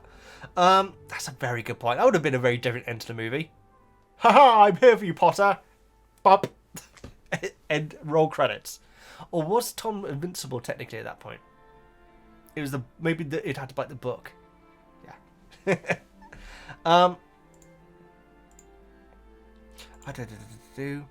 Hogwarts through her soul and fragment there. Ginny likely able to use parcel mouth whilst possessed, but that's it. Oh yes, that was something else which I speculated on. She's mentally so weak she can't have control over it. Percy, we now know, has no relation to Saladar, just acting a bit sus. Good term. And some Slytherin traits. Makes me wonder if he changed the Sorting Hat's decision. Why not? If Harry can do it, that's a very good point. What are Longbottoms generally? Do they tend to be Gryffindors? I feel like they were. That's very interesting about Percy. Makes me wonder if he changed the Sorting Hat's decision. He sure doesn't show Gryffindor traits, even less than Hermione. Wow, what an interesting theory. That's awesome. I mean that is a great point. Eneb, thank you very much for your great comment. Daniel, I love how Harry already has some loyalty to Dumbledore when he tells Riddle that Dumbledore is the greatest wizard in the world. What does he say about it? Sorry about that and all that. I was like, this loyalty. Oh, sorry, Daniel. The greatest wizard in the world. Even though he's only spoken to each other like 4 times. Wow, I guess that's true. The loyalty and also Dumbledore's trust in Harry comes up a lot more and further in the series, I bet. Even more so than the movies. Oh, excellent.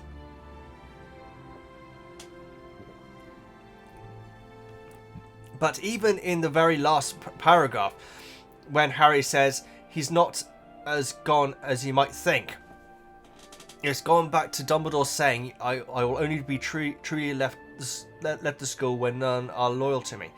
Fawkes in the Sorting Hat also alludes to the help given to those who ask for it. Again, this is something which I did not pick up on. A lot of people say this is their least favourite book, partly due to the similarities with the first book. And while it's not one of my favourite in the series, I really like how Chamber introduces a more hidden aspect of the world, such as blood purity and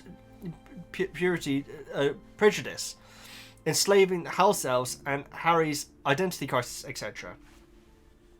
Now that is interesting, what you say about people saying that it's similar to the first book. The only reason why I can imagine them thinking that, well, first of all, the format.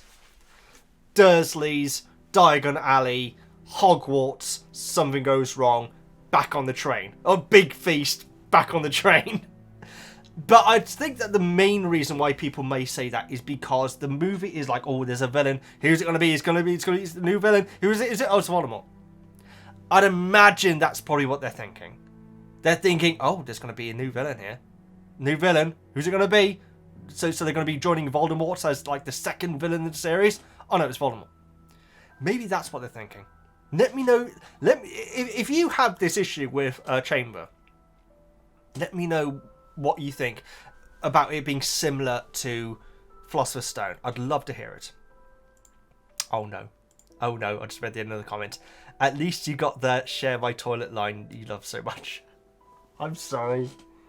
This is why I should never open my mouth in these reviews, guys. They'd be a lot shorter if I didn't. I should say, oh, I'm really glad that stupid blooming line, which is rubbish and would ruin the book, wasn't in the book. And then he blooming says it. I'm sorry, Daniel. Great comment. Dara. I'm a professor. Goodness, I expect I was a hopeless one, wasn't I? Not really, my friend. You're the reason why Harry learned Expelliarmus, yes? Oh, that's true. So he taught a student one thing, at least. I understand that a lot of people do not especially like this book, but I remember clear as day when I read it. I had an inkling that word just looks wrong. It does. I've never seen it written down before. About the book being a part of a soul. But then when you played both D&D and World of Warcraft, you have a different look on things. Yeah, I've never played Dungeons & Dragons. I would blooming love to, guys. I've even got a character that I want to play as. That's how ridiculous I am. I've never played it. What are they called? Not called. Argonians is what they're called in Elder Scrolls. In D&D, they are called. It's not lizard men, is it? What are they called? Drag. It's something. Oh no, I can't remember. I've watched a lot of Critical Role. The first series I watched the whole lot of, and then I got halfway through the second one. What are they called? The dragon dudes, anyway. Dragonborn. There we go. Muggleborn, Dragonborn. Yes, I have a character that I want to be. Anyway, I'm completely lost now. I'm sorry. World of Warcraft. I played Warcraft 3. That's the closest that I've come to playing World of Warcraft. And yes, Dungeons & Dragons and Critical Role, they have a lot of cursed items with voices in and everything like that. I don't know if you watched Dungeons & Dragons, Critical Role, Dara, but I remember Grog finding a sword which would talk to him, and it basically very nearly killed him, which is amazing. Anyway, enough about that. What do you think about book Ginny? So much better. So much better. As with a lot of characters, you'll find book Ginny is different from film Ginny. Film Ginny just didn't get wasn't given the chance to be good, quite frankly. But yeah, Ginny was excellent in this, particularly in these last couple of chapters. And yeah, on to Prisoner. From now, the books get bigger. Yes, I have been warned. I have been warned. What I might need to do is put out a time limit for comments to be made on the posts on here, guys, just so we can speed things up, because I do want to cover them, but we'll work that out in the future. Max, Max, who does our summaries. Everything about these last two chapters I thought were much better in the books, except one thing: the final confrontation with Harry and Lucius. I like how the movie hid the sock from the audience, so it was more surprised when Dobby found the sock. And that's actually very true. It says it's like even before Harry starts chasing them, it says he takes his sock off. This was a very well done in the movie. But now we are finishing with the appetizers and starting to move towards the main course. Harry Potter and the Sausage of Azkaban. Prisoner, I meant prisoner. Yes, you need to check out the previous book review to understand what you meant by that. I gotta say, guys, I'm a little bit worried that I've missed something in the audiobook. This whole bit with Hagrid at the end, talking about how his time at Azkaban, that to me is a huge moment that the movie's added in. I worried that I missed that part in the audiobook, and it was in there. Because I thought that was a brilliant addition. But no one's mentioned it yet, though. No one's mentioned it yet. There's still time to go, though. Let's see how many we got. Oh, we got a few left. Next, on to electric shock therapy. There we go. I'm always impressed by how Chamber of Secrets mature compared to Philosopher's Stone. It really is. Not just the Bloom Spider bit, either. Philosopher's Stone felt like a series of short stories that loosely tied together for a plot, but Chamber feels a lot more focused and coherent. Yes, now I would imagine the reason for that electric shock is that Harry is experiencing all this new stuff. And so if Harry was in an area where he knew everyone, knew what the gig was, knew all the kinks and like Hogwarts, knows all the novel things about Hogwarts, then it would be a lot more focused. But because we're in Harry's head, all this bizarre, especially with the life that he's had, all this sudden bizarre stuff that's going on, you're right, it does feel like a story, which is like a bunch of short stories tied together. It really does. But I feel like that's warranted because it's his first visit to Hogwarts. So, but yes, you're right. Chamber of Focus. Chamber of Secrets is a lot more focused, though. A story, absolutely. Philosopher is a relatively light-hearted affair, whereas Chamber drops in right into prejudice, even threats of racial cleansing. Yes, absolutely. That's a good way of putting it. Our first few books are seen to be more childlike, but Chamber of Secrets introduced a lot of really dark themes. Yeah, and also Harry is basically covered in blood at the end of the book, guys. Thank you very much for your excellent comment. Gary, did you catch the bit where Riddle said that Hagrid tried to raise werewolves under his bed? How would that work? Wouldn't they just be babies most of the time? Oh, and what happens to their parents? Did they get bitten as babies, or did two werewolves conceive them? I assumed conceive. That's a bit of a moral quandary, isn't it? And what happened to the parents? And also, they are babies most of the time under the bed. Oh, Gary, that is a great point. They're Great point. Unless rules are different for the offspring. Maybe that's it. A lot of people say the Chamber is not their favourite, so I'll say that growing up, this one was my favourite. I love that it is sort of magical murder mystery novel. It really is, with lots of misdirects, but all the pieces of the puzzle come together at the end. Very well written. I just remembered that there is something which I forgot to say in my notes, guys. It's something about Dumbledore. Something that Dumbledore says to Harry at the end.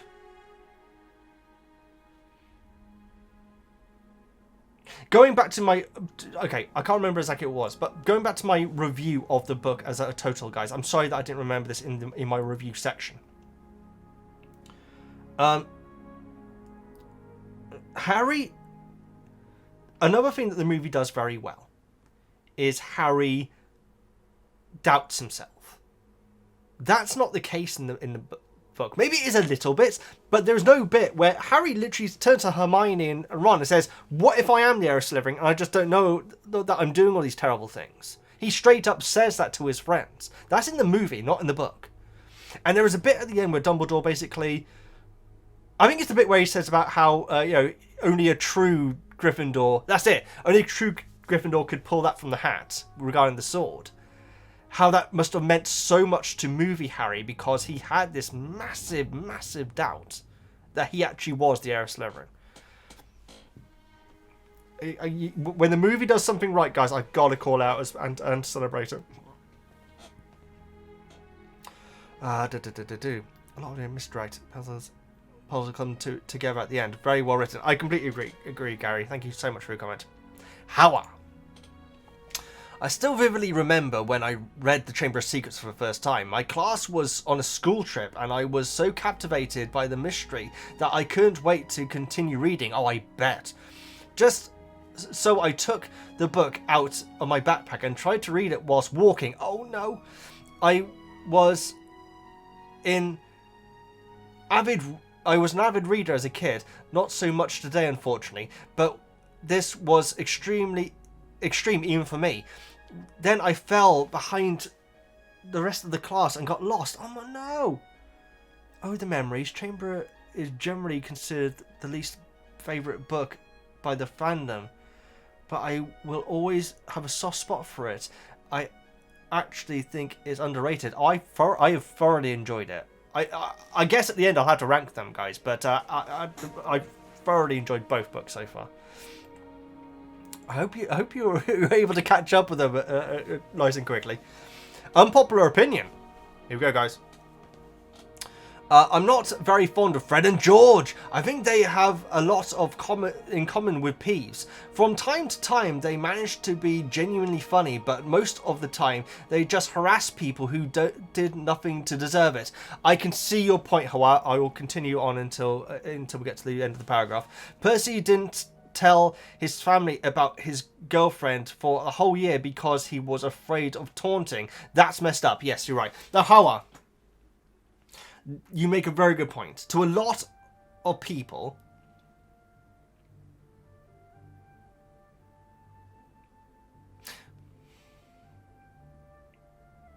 I think that they only ever tease people who are either a Weasley, so it's sibling rivalry,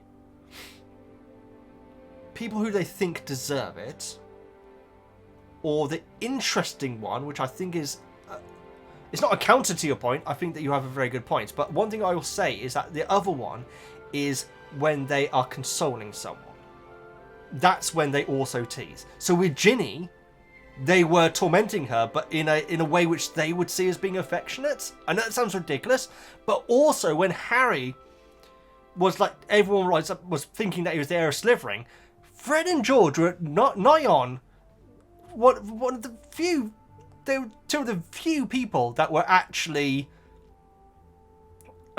trying to cheer him up by like marching behind him saying, make way for the heir of Slytherin. That was actually to... maybe I'm wrong here. I feel like they knew that would be something that Harry would like, because Harry did like it. In the book, he actually says that he liked the fact that they seem to be making a mockery of the idea that he could be the heir of Slytherin. I do see your points, though. Yeah, I do see your points. Kudos to Justin Finchley for apologising to Harry. First Ernie, now Justin. Harry really should take a page out of the Hufflepuff boys book. Absolutely. Yes, I'm still salty about Harry not apologising to Professor Snape, especially now when he knows how it feels to be falsely accused. However, great comment. I got to admit, I was waiting for Snape to be mentioned, because I know you're a big Snape fan. That is a great comment. I'd be very interested to see the replies to the Fred and George thing, because I know that they are beloved, but sometimes they do go too far, and sometimes they are picking on people who don't really need that at the moment. So, picking on... it's... very interesting point, however. That's definitely food for thought. Catty. So much Voldemort backstory, and what a different fight scene with the basilisk. In the movie, Tom mentioned that Parseltongue would not save Harry because the basilisk only listens to him, as you just found out is not in the book. That's very true. It's one of those lines, one of those computer game, now it's the boss level line, you know? That whole, it's very computer gamey, that whole bit in the movie. I wonder though, with Harry and Voldemort's connection, if Harry could have controlled the basilisk, if he actually tried. Now that is something that another commentator made, I think it's a fascinating point. I didn't think about that at all. It's Voldemort's voice, it's the master's voice though, isn't it? His master's voice, the dog sitting next to the gramophone. Because... oh man. Voldemort was the one who opened the Chamber of Secrets. So if the basilisk is literally responding to a voice, then it would be more likely to... oh man. I need to think about that more. It's a great point, Catty. Also, considering how much Voldemort hates being called by his muggled father's name, if I was Harry, I would have called him Tom from then on, just to be petty. Oh, is his father called Tom? Is he a junior? If not, he could just call him Riddle. Riddle. That would have been amazing. That would have been absolutely amazing. Yes! He does refer to him as Tom, doesn't he? On, well, in the movies I'm talking about. Deathly Hallows Part 2. When they go jumping off the building. That's an interesting bit. I love Deathly Hallows Part 2. I really did. Catix. How many more have we got? Oh, we getting there. Fury is always... I don't know how you do it, Fury. You're always the last one. Cadix. I really prefer the book version of the showdown between Harry and Lucius to the film scene. It's very interesting having Dumbledore. Oh, and this is talking about after that. It never sat right with me that the film had Lucius starting to say, Ava, oh, you're kidding me. Then tried to curse Harry before Dobby intervened. First, at this stage, we are not supposed to know of that curse yet. Maybe it's like a teaser for the book. Has not been mentioned in the books. Oh, okay, so it wouldn't be a teaser for the books then. And second, as evil as Malfoy might be, and even being as furious as he at that moment, he would never dare to kill a student in the school, let alone kill Harry Potter. Yeah, he would be going to Azkaban for the rest of his life. Draco will probably get kicked out. And we know how much he cares about his lineage. That is straight. Was that definitely what he was going to say? That is ridiculous then. I know he's angry, but jeez. At least not while he is still pretending to be an upright member of the magical community. Yes, because it's before he's been kicked out, isn't it? Well, he probably knows the writings on the wall.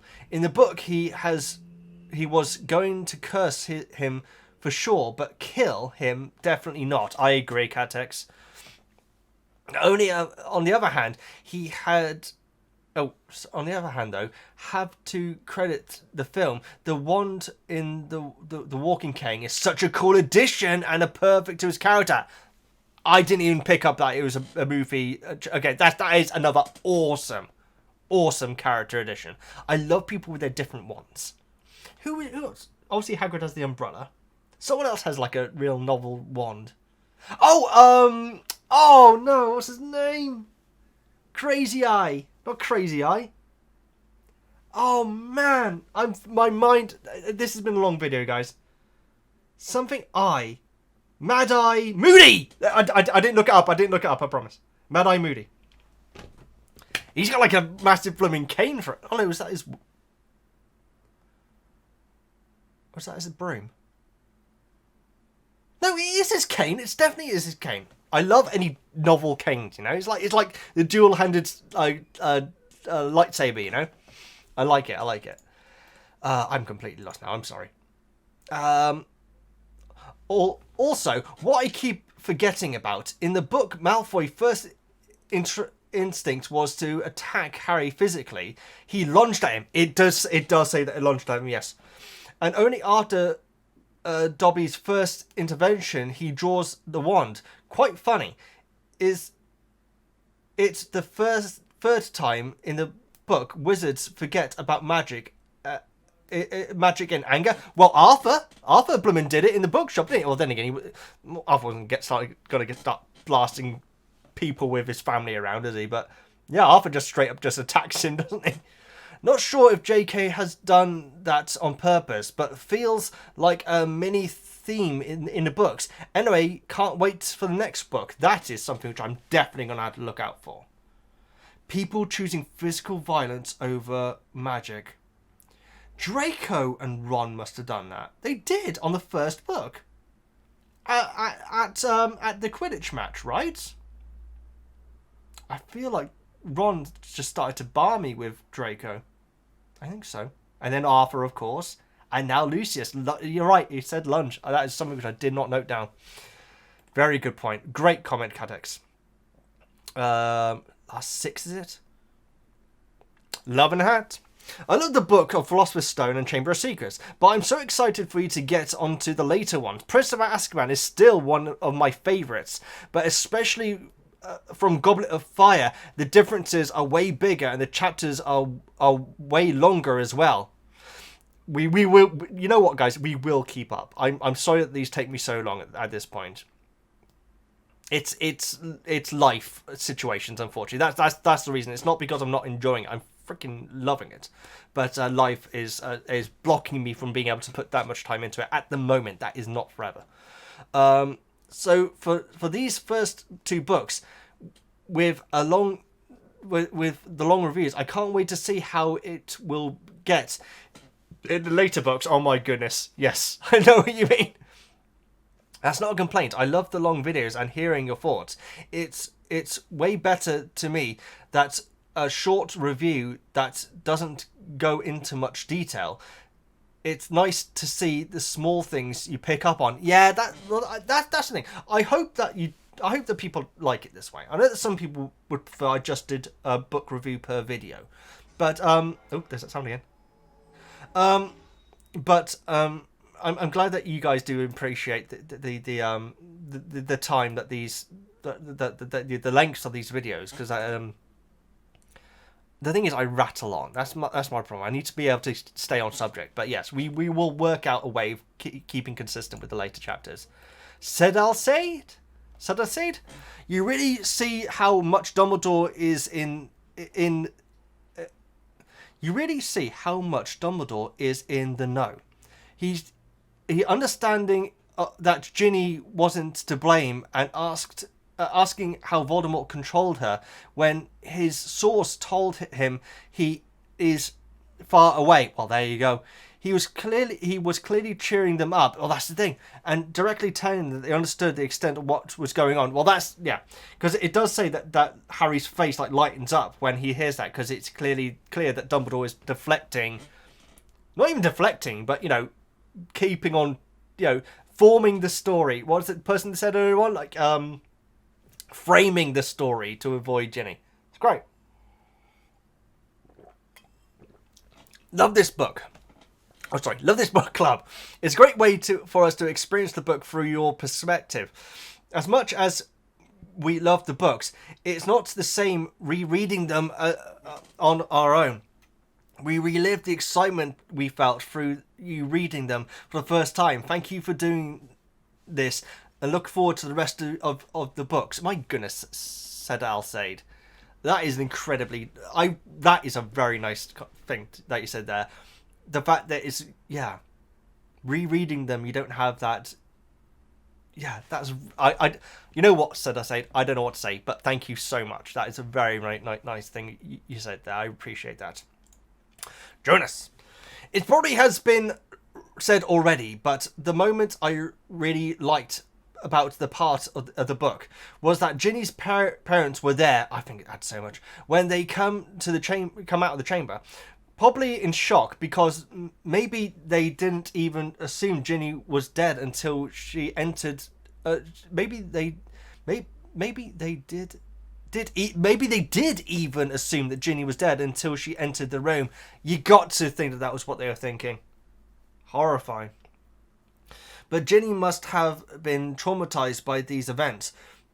Being kidnapped, nearly killed, and controlled for a year by a crazy guy in the book. Yeah, and mentally tortured as well. I'm not going to say that line one more time, guys, but that line is just like desperately asking for someone to tell him that she's not the one who's at fault. Love it. Love it. For the book itself, as a whole, I think this was the book I reread the least from them all. So it was fun to refresh my mind on this one. Prisoner being one of my favourites, I cannot wait until you get to that. And thankfully, super long videos, I love them. Thank you so much, Jonas. I really appreciate that. One thing that Jonas does, and it's very funny, guys, is when I'm doing these recordings, obviously I had to put at the top at the book club saying closed. This edition of the book club is completed. See you next time. And Jonas keeps an eye out for those, and often posts little memes on Twitter of like, you know, of like basically announcing the fact that I'm clearly getting close to posting a video. And so, Jonas, thank you very much. This seems to be a common thing with people saying that Chamber of Secrets tends to be people's least favourite, but then Prisoner is one of people's favourites. So I can't judge them until I complete it, guys. But quite frankly, I've loved Stone and Chamber. Lovegood. Any relation? I honestly love Lucius as a character in the books. In the movies, I love the actor, but the character is just not written as well. His actions are too impulsive. Well, I mean, if that's correct, if that was the spell he was trying to throw at Harry, then you're absolutely right. When Lucius, as a character in the books, is always very calculated and anything but impulsive. Very interesting. This book and movie used to be my least favourite during the first watch, but rereading this book is always a joy because it sets up so much into the future. Lovegood, and that's what you want. That's what you want in your early movies. So that early book, sorry. So that's absolutely perfect. It's the murder mystery book, isn't it? Because we don't have anything like that later on. I guess you could. No, Prisoner of Azkaban is not a murder mystery. Yeah, it's the mystery one, and yeah, I'm surprised. It's interesting to hear that there's so many people rank it low down. Not to say they dislike it. I don't think anyone said that they dislike it. Then again, why would you be commenting if you didn't like it? I mean, some people would. Buffy, really like to go and check out my Buffy series on the Patreon. Really enjoying that series. Chireen? I always feel like I'm saying your name wrong. I'm sorry. Poor Percy. Oh, hang on. Did I skip a couple? No, we're right there, guys. I'm worried that I've skipped. If I've skipped anyone, I'm really sorry. I don't think I have. We're getting right there. We're getting right to the end. Poor Percy. I would do the same if I were in that family, though. Well, that's going back to the Fred and George comment, really, isn't it? You absolutely would. Yeah, this is exactly your point. Sorry. I couldn't deal with having brothers like Fred and George. I hate pranks, and there's a limit to the amount of teasing I could stand every day in my life. They're as bad. They aren't bad people or anything. I just couldn't deal with it. Chireen, that is exactly what Koa was saying. Not Koa. No, it is Hoa, sorry. That is a very well put comment, Chireen. I feel like that is highlighting. No wonder Percy would want to keep it secret. That is a very good point. And it's got to be just Fred and George, right? Unless... I'd be interested to hear more about Penelope's family and lineage and, you know, how rich they are and all that sort of thing. I'd be interested to hear that. I'm hoping they're still dating in the next book, actually. That'd be nice. Guess we'll find out next time.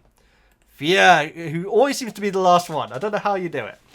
Dear me, impaled upon your own sword, Gilderoy, are the words Dumbledore said when learning about Lockhart's attempt to use a memory charm on Harry and Ron.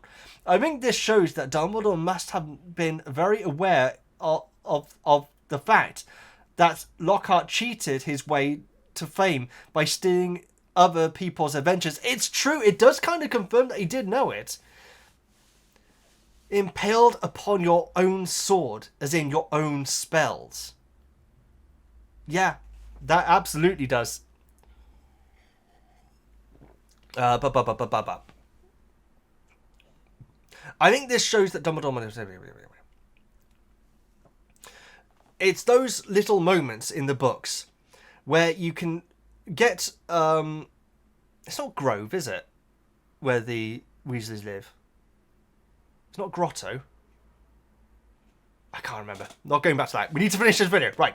It's almost... It's those little moments in the books where you can get the feeling that Dumbledore often knows much more what's happening in Hogwarts than most people realise. As always, thanks so much for your amazing work, Veggie. I'm really looking forward to the next book review. They always make my day. Greetings from Germany. Thank you so much, Fia. I always appreciate your comments as well. Guys, that was a big book club, but I thoroughly enjoyed these. I really do, guys. I love reading your comments on it. This has definitely been another huge video. I think this is definitely over 3 hours now. And it was only 2 chapters. I don't know how I'll do it, guys. Eventually, we're going to have a 24-hour video if I carry on going like this. Love every single one of you guys. Thank you all so much for watching. I can't remember where the Weasleys live.